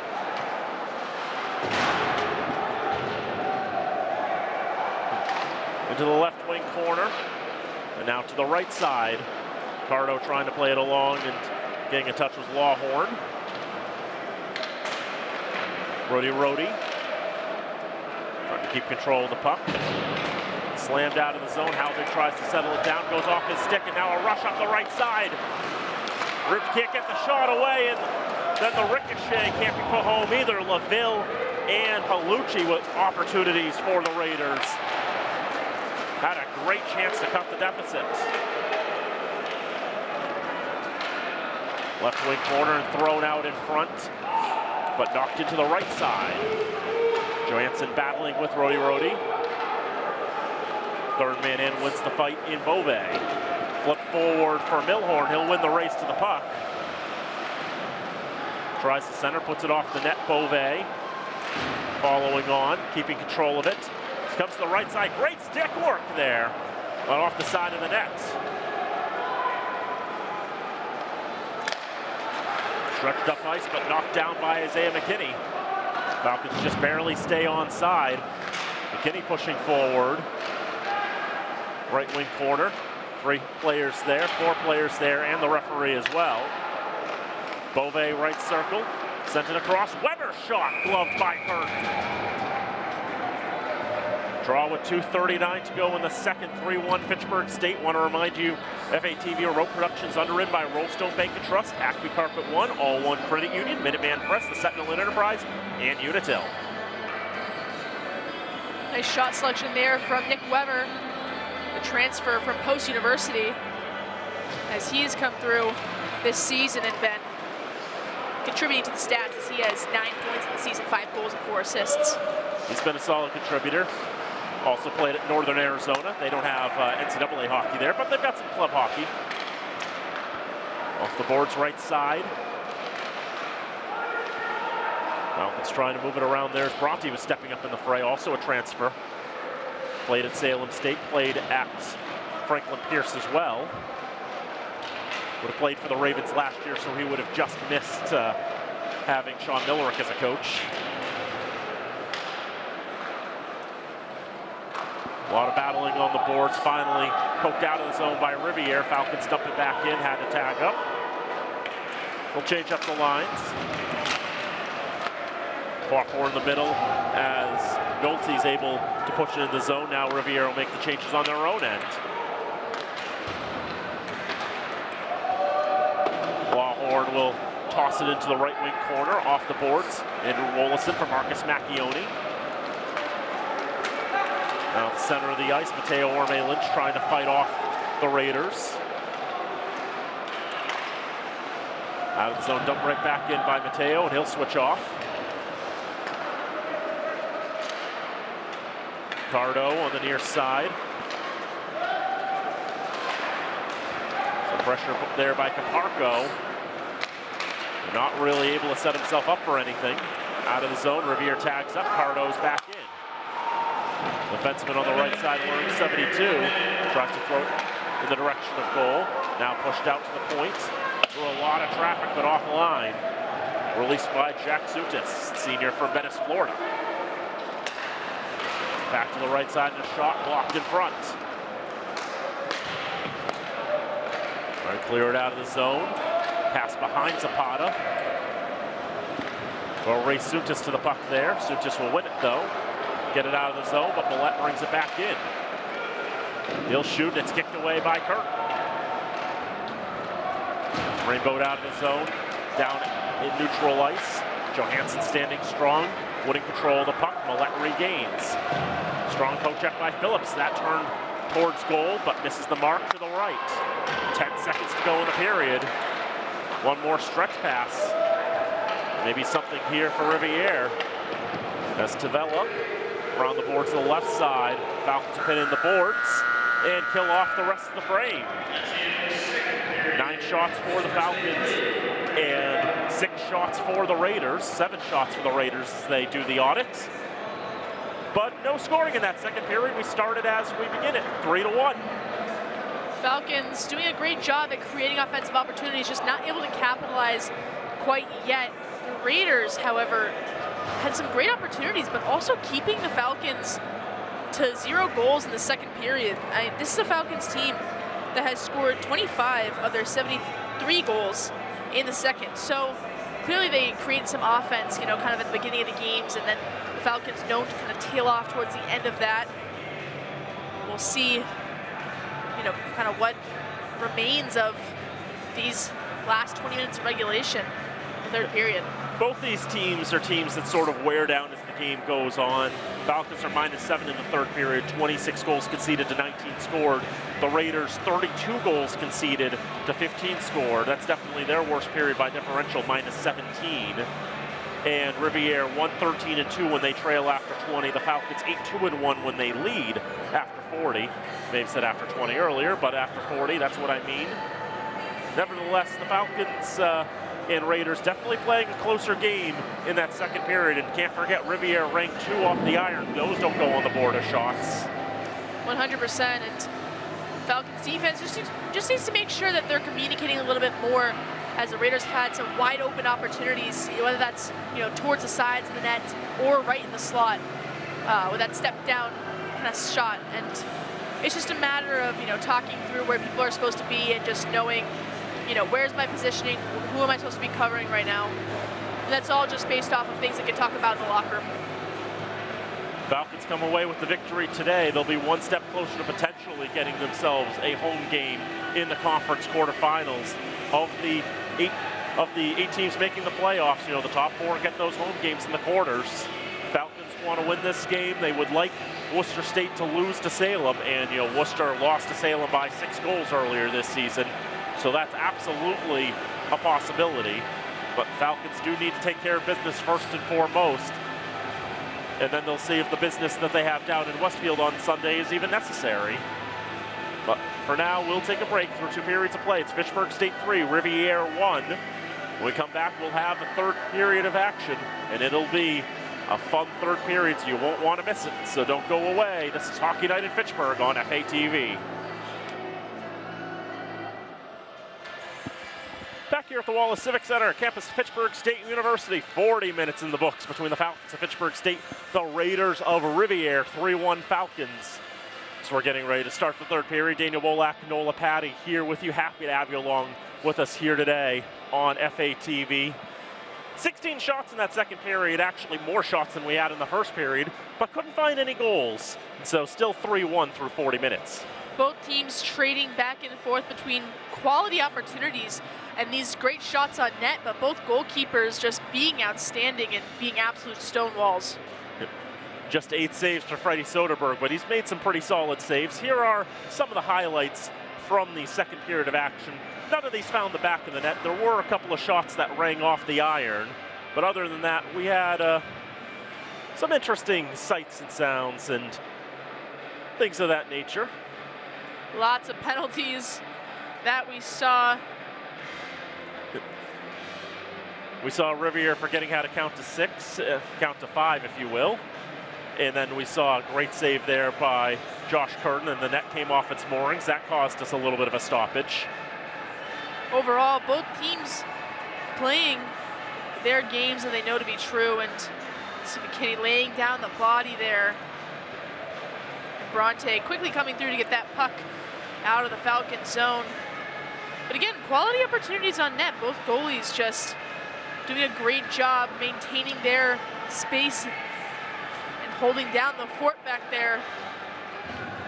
Definitely Curtin settling in, stopping the 9 shots he faced in the 2nd period. As we've mentioned, this is his first collegiate start. Had only played 9 minutes coming into today's game. And he's not going to play another hockey game for another 8 months, because last game of the season for Rivier, who are not going to make the playoffs, but would love to spoil the Falcons' party. The Falcons, with a win today, they could potentially lock up the number 4 seed if Worcester State falls to Salem State in a game that's happening, I believe, as we speak. And you know, another game that's going on between Plymouth State and Anna Maria, that's a game that could actually have tie-breaking ramifications on Fitchburg and Worcester. But we'll talk about that a little more.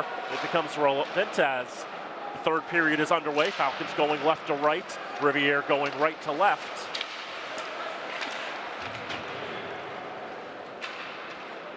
Puck held in the defensive end by Rivier. Duderstedt to the left side, tried to find Brady Bommel. Now there's a little bit of an issue there for one of the Raiders, as John Tavella was actually holding his head as he was coming off the ice. Cormac Hayes back at his own end, passing it along for Cody Rumsey. Now here's Bommel. Right side, Hayes, I think lost a skate blade. That shot is gobbled up by Soderberg. I can see what looks like a skate blade just bouncing on the ice. Sammy Rennick's going to pick that skate blade up as they're going to assist him over to the bench. Imagine how aggravating it would be for Rivier if they were in a position, you know, Soderberg doesn't gobble that up and the puck's still loose.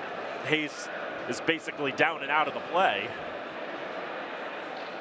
So hopefully get that skate blade all fixed up. We've seen skate blades pop off multiple times this season for the Falcons, as Chris Zapata knows that all too well. I mean, the positive with the quick release blades, you know, obviously brings so much more in terms of flexibility, preparing your skates. It's like if something goes wrong with your skate during the game and you need to get it fixed. There's a shot to goal! Alfred Rody in the right circle, cuts the deficit to 1. The Raiders able to get on the board, make this a 1-goal game, not letting the Falcons have any breaths here. As you can see, this is just a breakdown of communication defensively, as he's driving towards that net, able to receive that pass, and the Falcons just losing their man connection. And we'll find ourselves back at center ice for the 5th time tonight. 2-2 the score is not what is actually happening at all. It's 3-2 Fitchburg. I've had a few brain cramps today, can you tell? But the number 2 is stuck in my head because that is the 2nd goal of the season for Alfred Rody and the 2nd goal for Rivier in this contest. So there's the 2s that I was thinking of, but Fitchburg still has 3. But I think they would rather be in a position where they're controlling the game and not trying to weather the storm. And this is the Falcons team that scored 4 goals against the Raiders unanswered in that 2nd period, the first time these teams played, and it resulted in an 8-2 win. And they scored 0 against the Raiders in that 2nd period. So clearly, you know, Rivier learned their lesson. They've been able to discuss some things that went wrong for them, and they have a odd man rush opportunity here. Their shot goes just wide of Soderberg. Zapata punches off the boards. It'll settle down by Jack Suntis. Thrown up ice. Declan Bronte's first to arrive. Round off the boards. Beauvais trying to push it forward. He's only got Bronte with them. Shot is stopped by Curtin. Loose on the right side. Weber trying to get on top of it. Now out to the point. Bronte's shot is gloved by Curtin. It'll hold for a draw.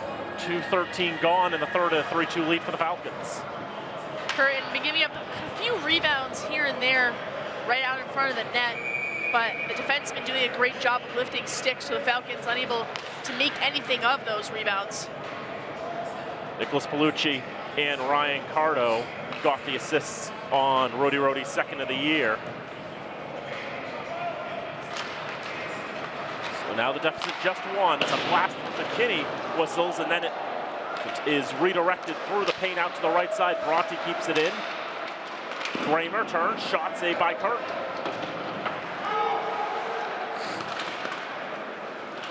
Behind the net, trying to poke it forward. McCallum Brown. The right from Michael Caparco. Now trying to redirect there was Caparco on the feed from Jared Salmonen, but doesn't make its way all the way to Soderberg. From the neutral zone, chipped in, Johansson trying to push it forward to Bronte. Dunn dumping it down the ice. That'll be icing. 16:57 to go in the 3rd, 3-2 Falcons.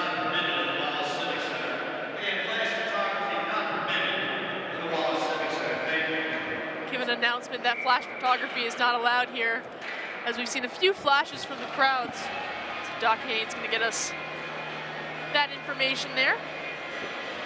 If you're going to be taking photography, be responsible. Turn the flash off, please. It's plenty bright enough in here. Delayed penalty against Rivier. Mateo Orme-Lynch puts it over the net as it goes to Dunn. Marcus Macchione, 6 skaters on for the Falcons. Shot through traffic, redirected wide. Picked up on the right side, through the legs of Dunn. Whiffed on, but 2nd touch by Hayes is good enough to get the whistle. And the Falcons go on the power play for the 4th time tonight. One thing I love seeing is as soon as Marcus Macchione hit the ice, his older brother, Max, jumping right up, putting his hand up like, where's the call, where's the call? The ref's got it. It's great to see his older brother being so protective over him. They'll be teammates for at least another year. Face-off comes to the right of Curtin. Falcons 1 for 3 on the man advantage tonight.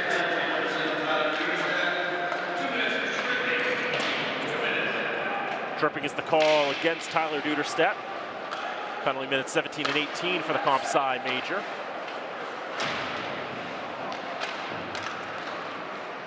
Marcus Macchione, left wing corner, holding on to it. All that stick work, keeping control. Hayes falls to the ice as it goes to Hunter Dunn. Dunn switches with Johansson. Dunn in the left circle, shot wide. Johansson able to corral the loose puck and pick it up on the right side. Mateo Orme-Lynch out for Dunn, shot saved by Curtin. Falcons jump right back on the rebound and pull it out of danger. But now Dunn ready to drive it back in. Now out in front, Marcus Macchione in front. Couldn't drive it home. Round the boards, out of the zone, it'll come this time. Falcons on their power play, parking Macchione right up in the front there as he sits at 6'3", his giant frame being taken down quite a few times. No calls there, though. Sometimes it gets a little helter-skelter in front of the blue paint. 40 to go in the man advantage for the Falcons. It's a delayed offside against the green and gold. Had a tag up, and now Falcons trying to lead the reset from Halbig, who drops it off for Milhorn. Jeremy Millett and Sammy Rennick. Delayed offside again. And thus, Millett must retreat. Precious seconds come off the clock. So it's dumped down the ice all the way on target. Soderberg's got to paddle it down. Penalty about to expire to Duderstep.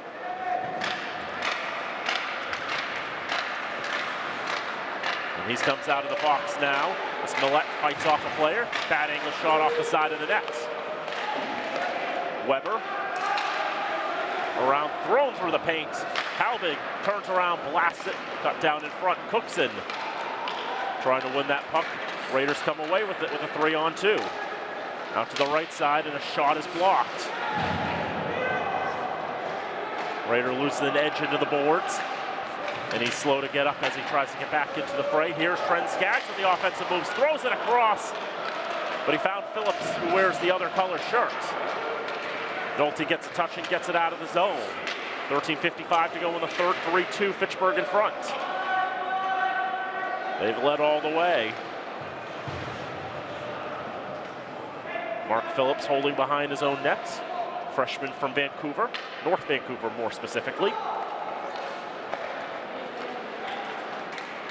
Goes to the far side. Ashton Jones trying to bring it up ice, but taken by the Falcons. Chipped forward and over, the stick is Zapata. Didn't get the bounce they wanted there. They dump it out again, and it goes past Wollaston all the way down to Soderberg. Send it to the Falcons bench as they're changing lines. But they're able to keep the right number of players on the ice at all times. The reach down the ice, and it will go for icing. Mateo Orme saying, that's on me. I should have had that. So the Falcons unable to get a line change going here. So these tired legs will have to stay on the ice just a few seconds more. 13:04 to go, third period. Fitchburg State 3, Rivier 2. Goals by Mateo Orme, Lynch, Hunter Dunn, and Jeremy Millett for the Falcons. Cody Rumsey and Alfred Rodi have scored for the Raiders.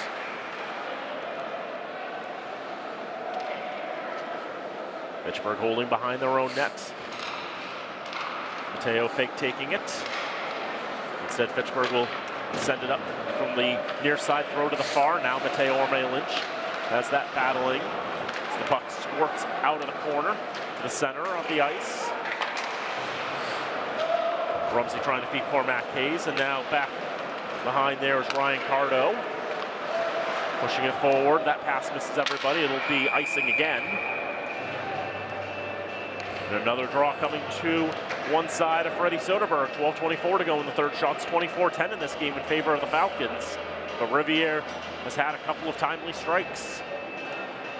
And the Raiders have a great opportunity with an offensive zone face-off here. We'll see what they can work. The Falcons have been shutting them down pretty much most of this game. Battling on the draw, Falcons win the draw. Falcons have won 27 face-offs tonight, make that 28. Rivier 17. Marcus Macchione backhanded around the boards. And the Falcons will get those fresh legs on the ice. A couple of icings really disrupting their run of play. Rodi to the left side, pushing up is Palucci. Tries to center, but Jack Johansson gets a stick down. Johansson pushing up ice. They're going to call offside. Whether it was Rennick or whether it was Milhorn or whether it was both, They're just a little ahead of the play. Ref's telling Rennick easy on that play as I think it was him and one of the Raiders was trying to get into it a little bit. This hasn't been the most chippy game that we've seen against the Falcons. Been decently clean, some penalties here and there, but for the most part, pretty clean. 10 penalty minutes for Rivier, 6 penalty minutes for Fitchburg. Puck comes out of the zone. Here's Rennick settling it down, tries to feed it forward for Millette. Puck pops past him and wide to left behind the net. Millette picking it back up now for Rennick. Now to Johansson. Cross shot from the point, cut down in front. Milhorn trying to feed for Rennick in front. Can't get his stick on it. Hops over the blade of Milhorn. He's swooped in and taken by Duderstedt. Milhorn able to force a turnover. So moves Kramer, trying to pitch for it. 2 chances there, and Curtin stops them both. Back to Johansson. Kramer onto his knees, took the shot. What was cut down in front, down the ice. Would be icing, but it's on target. And Rivier was going to win the race anyway. Soderberg pokes it out of the zone. Imala on for Kramer. Tries to feed it forward. Imala tries to get a takeaway. Bove tried to put it in front. Curtin got in the way. Falcon tripped up, no call to the left side. Shot saved by Curtin. Still a loose puck. Back out to Skaggs. He goes to the right side. Kramer whiffs on it. Bedlam there. Stick lost. A whistle blows. A penalty called. And words being exchanged.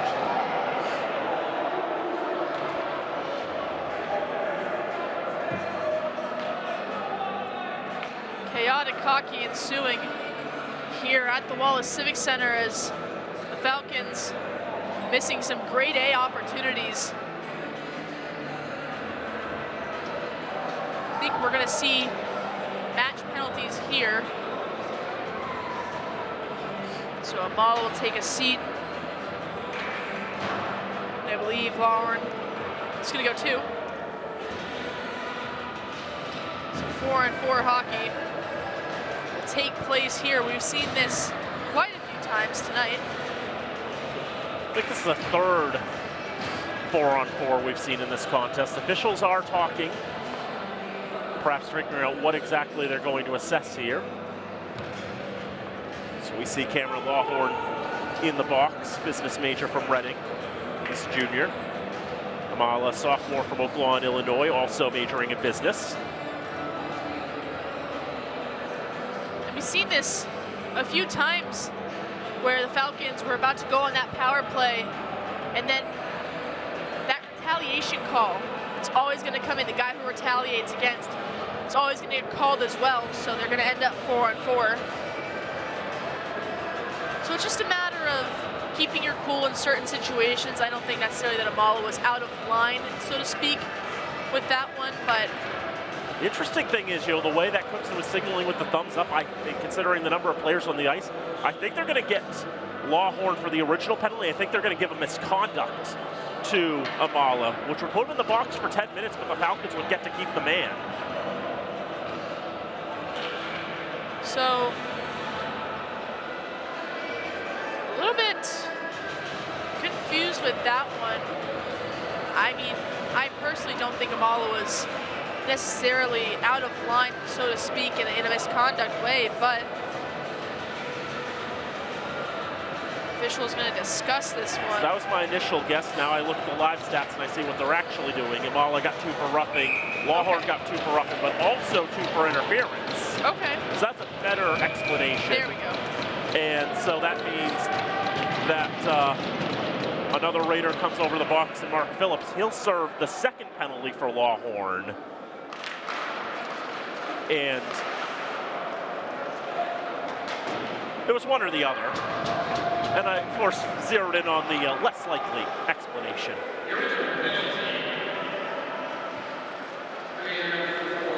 So now the Falcons will be on their 5th power play of the contest.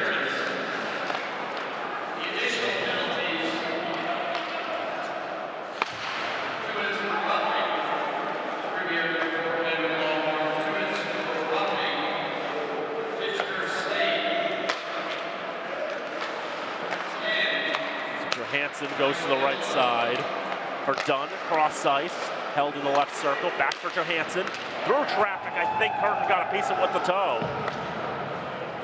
Jim LaPointe puts the shot on the board, so he agrees. Kramer for Mateo Orme-Lynch, no Elawan today. Johansson through traffic, whistles wide. Mateo on the right side boards, Dunn picking it out here. Dunn keeping control of it, shoots. Curtin got a piece of that too. Back to Johansson. Holding on the right circle, the right point. Now to Dunn, back for Johansson. Through traffic, save, rebound, ricochets wide.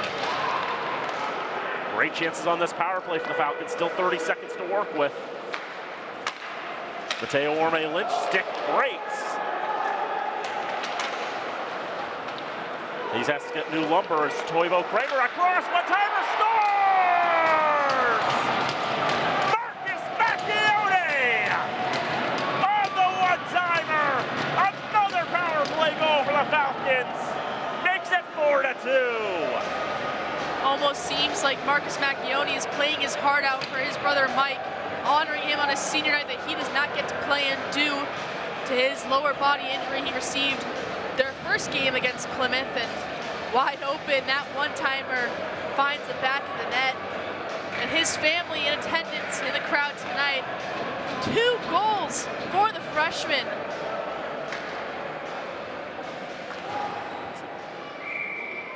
Marcus Macchione makes it 4-2. Scored 2 days ago against Westfield State. He scored a power play goal today. He's got 2 assists. It's a great night for Marcus, the freshman.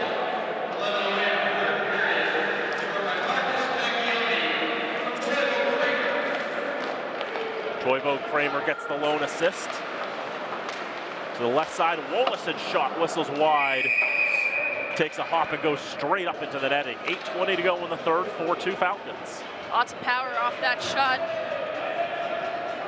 As you can see, Kirkton, right after that one-time goal, kind of just laid out in his blue paint. A little bit frustrated with that one, but he's been having an outstanding game. I really don't think he has a lot to be frustrated with as he's getting his first collegiate start. He's been testing the Falcons a lot, taking away a lot of their good opportunities that they should have capitalized on. Yep. And Curtin's a player, you know, that's going to be someone Rivier will be relying on with the graduation of LJ Newell. Him and Curtin and Mason Meyer are going to be the 2 netminders that are going to be the bedrock of the future for the Rivier team.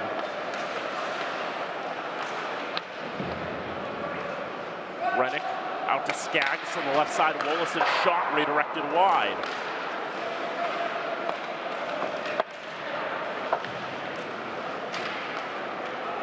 Now Rivier on the near. There's Rumsey. Gained the red line and dumps in, and now we have issues behind the play, a collision, and down on the ice was John Tavella, and then pushing and players being thrown to the ice by a couple of Raiders. More penalties are going to be assessed here. So that initial, I think it was Millette, found Tavella a little bit high there. He's holding his neck, and then coming in for Zapata's neck was Suntis, as he just came in and absolutely slammed into the ice. He's not going to get called there, but Millette definitely going to see some time in the box, as that is a dangerous play. We've seen, you know, in the more recent years, players starting to wear that more neck protection, as we've seen, sadly, a few deaths in the hockey community due to skate blades going up there, and the stick's just as dangerous. So again, it's a play that, you know, you need to be disciplined, you need to be focused, and not be throwing your stick all over the place.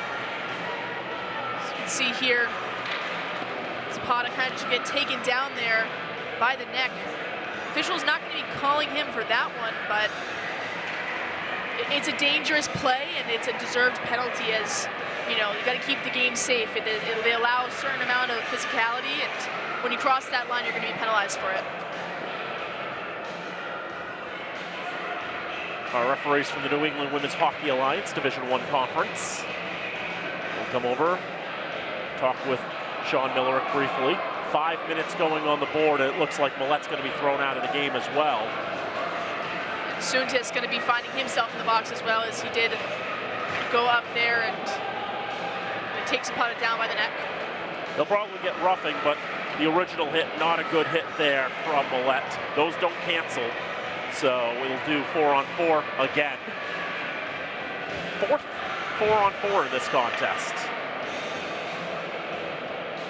It will be a major penalty and a game misconduct most likely for Millette. Although we are going to wait for confirmation on that, because if it's a disqualification, he's auto-banned for the quarterfinal game.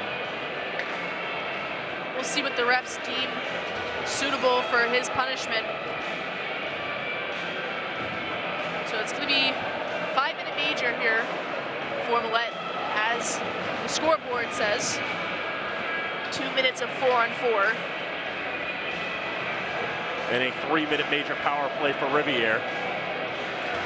The major-minor combo is not terribly common, although it's the second time I've seen it this week. But we'll see if the Raiders can try and capitalize here, as because it is a major, shall they score, the penalty does not go away. It has to serve the full 5 minutes. But until then, we do have 4-on-4 hockey to play.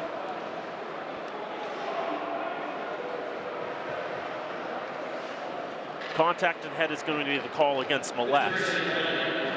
Number 7, Jeremy Millette, 5-minute major. Game misconduct. Contact to the head. And it is just a game misconduct, so no auto ban there.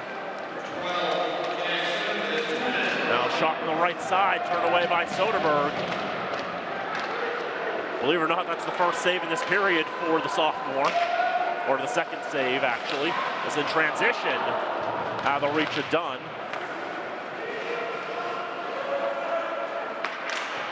So therefore, that last comment you should not believe. The Falcons once again doing well to limit Rivier offensively. 2 shots in the first, 7 shots in the second, just 3 shots in the third, although the Raiders do have a goal. They're happy to kill a little bit of time here, wait out the rest of their penalty for their power play to begin. Mark Phillips on the near side, loses his skates. Aston Jones trying to move it along to the right side, thrown in on target. Gobbled up by Soderberg from McCallum Brown. First initial bit of this 4-on-4. Both teams getting some good looks on net, but with an offensive zone face-off for the Raiders. We'll see what they can start to conjure up here, if they can string together some offensive possessions and try and tie this game up. As the scoreboard does say 4-2 Fitchburg, that is not the true score. It's been or is it? Yes, it is. Yeah, it is. Kramer on the right side, moving his way around, and a whistle and a trip called.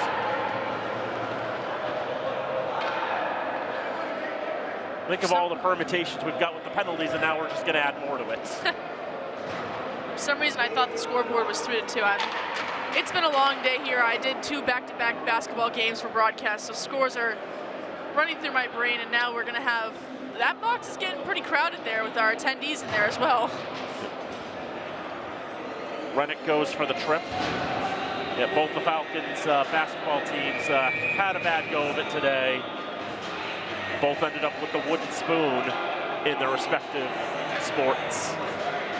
Coming last in the conference, although at least for the women, because MCLA is not playing basketball this year, they do still make the playoffs. I think the men are staying home.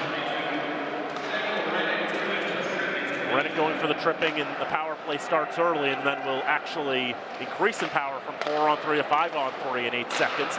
Shot from the right side goes behind the net. The puck drifts all the way out of the zone. Penalty is now up to Suntis. He's out of the box. He'll come right over to the bench. He's swapped out for Brady Bommel. Bommel will take it right now, go to the left circle. Now to the right point.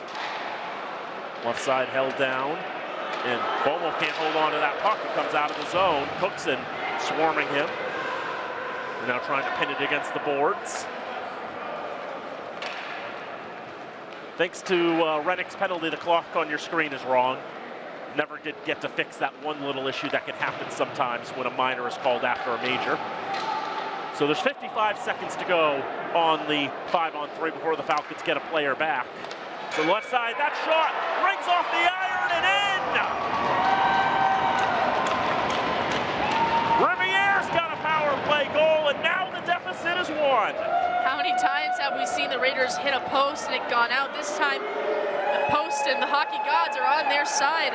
Is that shot gonna ring off that right post and in for good measure? Another Raider trying to tap it home, but 1-goal game, the Falcons lead. But with 2:16 left on the Millette misconduct. Of course, for good measure too, John Tavello, the player who sustained the hit there from Millette that led to the 5 in the game, is the one who scores the goal. It's good to see he's all right.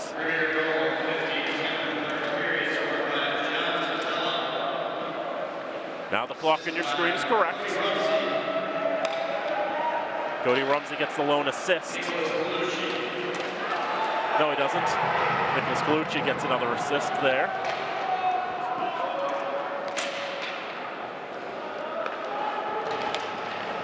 .145 on the major power play, 4:20 to go in the third period. Falcons up 4-3. It is in their best interest that they win this game in regulation. Makes things a lot less messy. They would have to go tomorrow to play 20 minutes all the way at Westfield State. And then tiebreaker permutations could potentially come into play based on how the result goes between Salem and Worcester.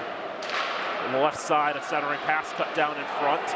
Falcons get a hold of it and send it down the ice.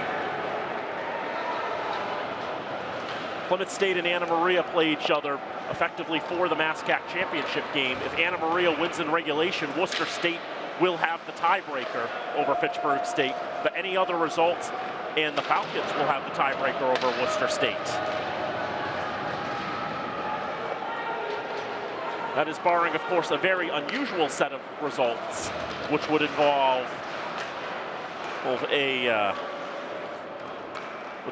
Worcester losing in regulation, and Fitchburg losing in overtime to Rivier, and losing in overtime to Westfield, offside against the Raiders. If all of those happen, then Worcester gets the tiebreaker because it would go to the second criteria of conference wins, which Worcester would have one more of. But if they finish with the same number of conference wins, it goes to performance against the teams from the top down. Fitchburg would have the tiebreaker, Plymouth's the #1 seed, but Worcester would have the 4 if Anna Maria is the #1 seed.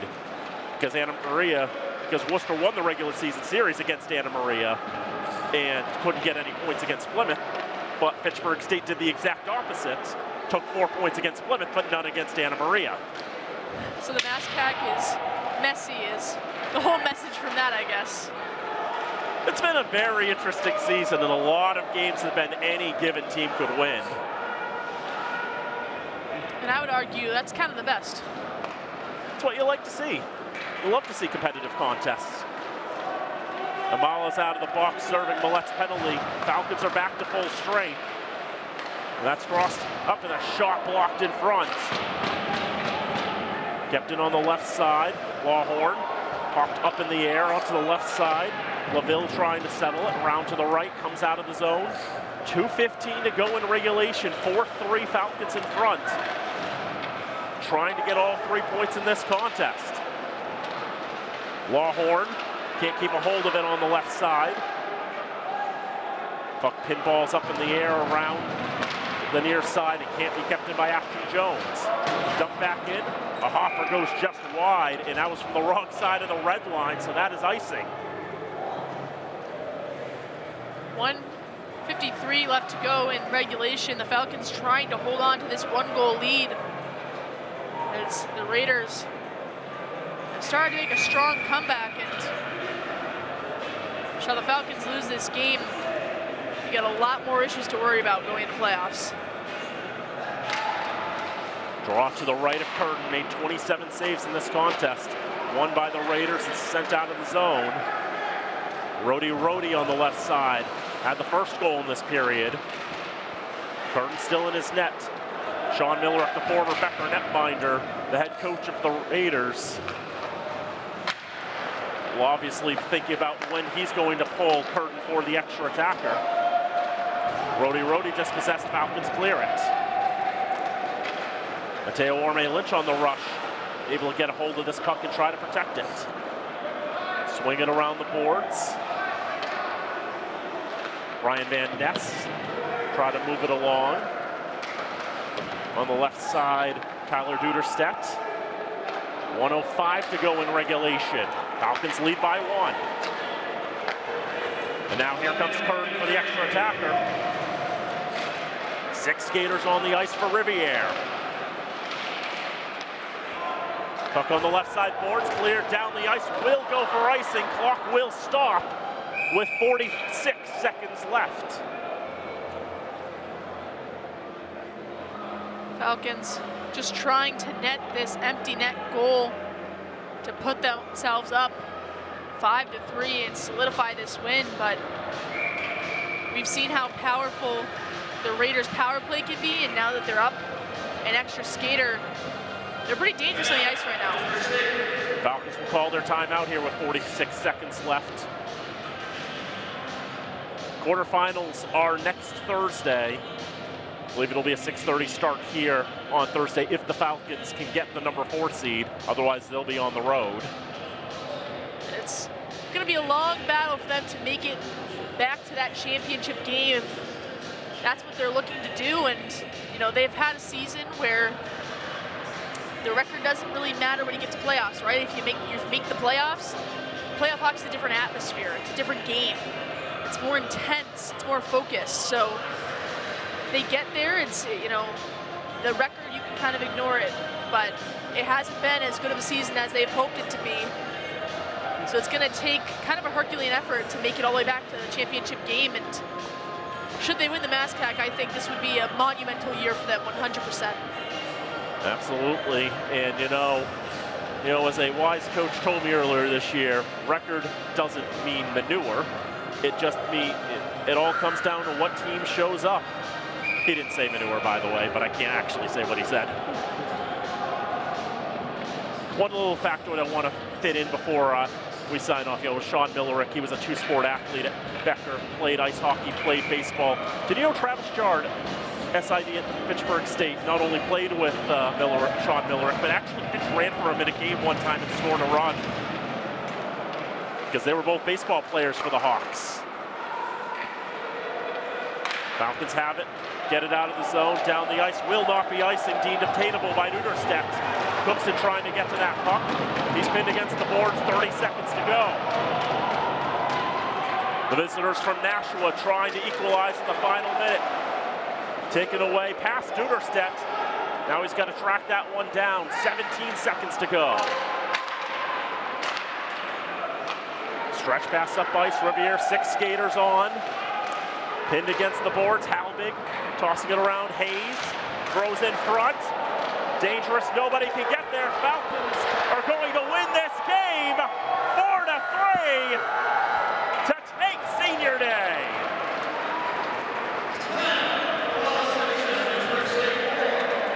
The Falcons able to escape this one just barely, as Riv was able to make it a 1-goal game. But a great win here on Senior Night, honoring the 5 guys who are going to be going off into the world and changing their lives from being college hockey players, now going back to normal life, I guess. Yep, for the 11 seniors and the two graduate students on Rivier, 13 players, part of this very first recruiting class, you could say, for Rivier. This is the 4th-year program.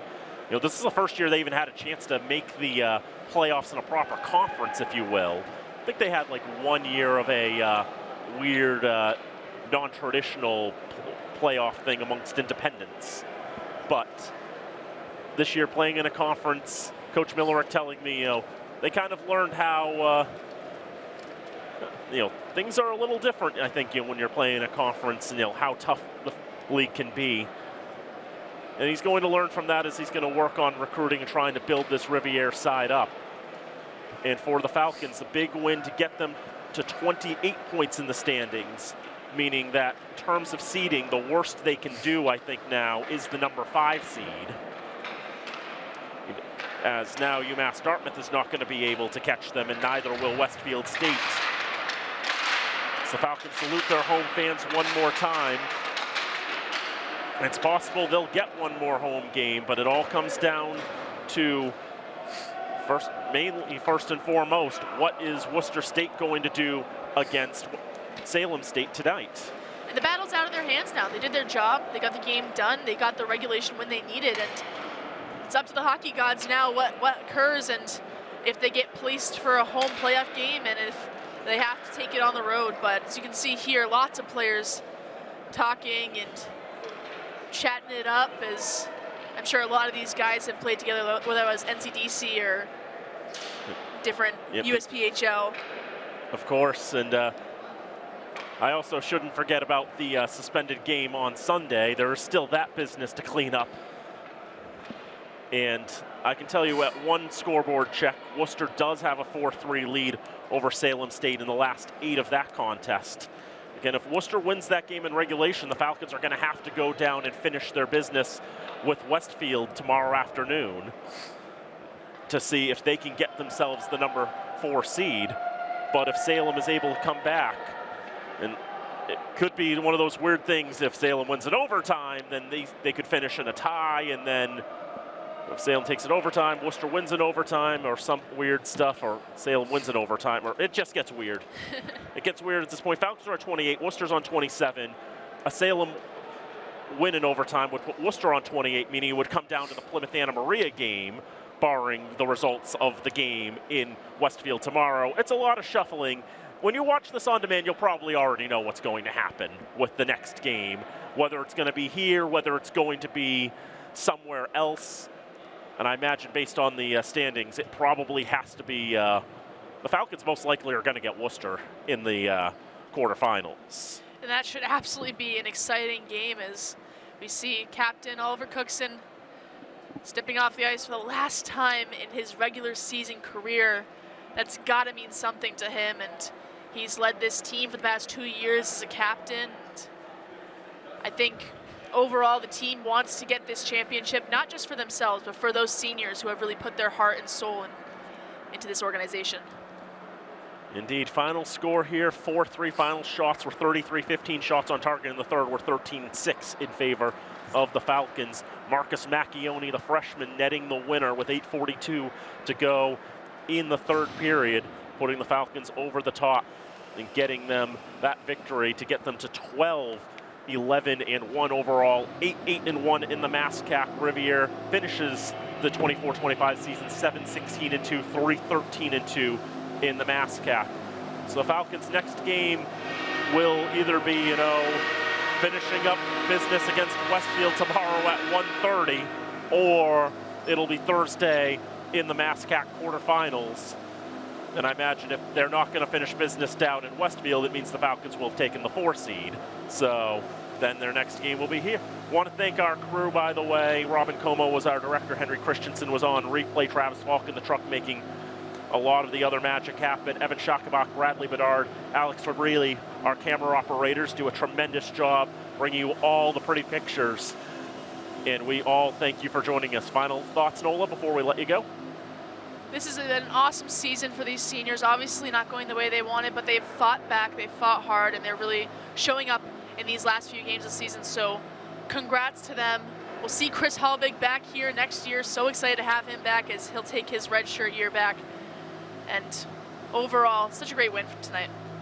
Final score for the final time. Fitchburg State 4, Rivier 3. For Nola, Patty, and everyone else here at FATV, I'm Daniel Bolak saying thank you for tuning in. We hope to see you next time. Till then, so long from Fitchburg.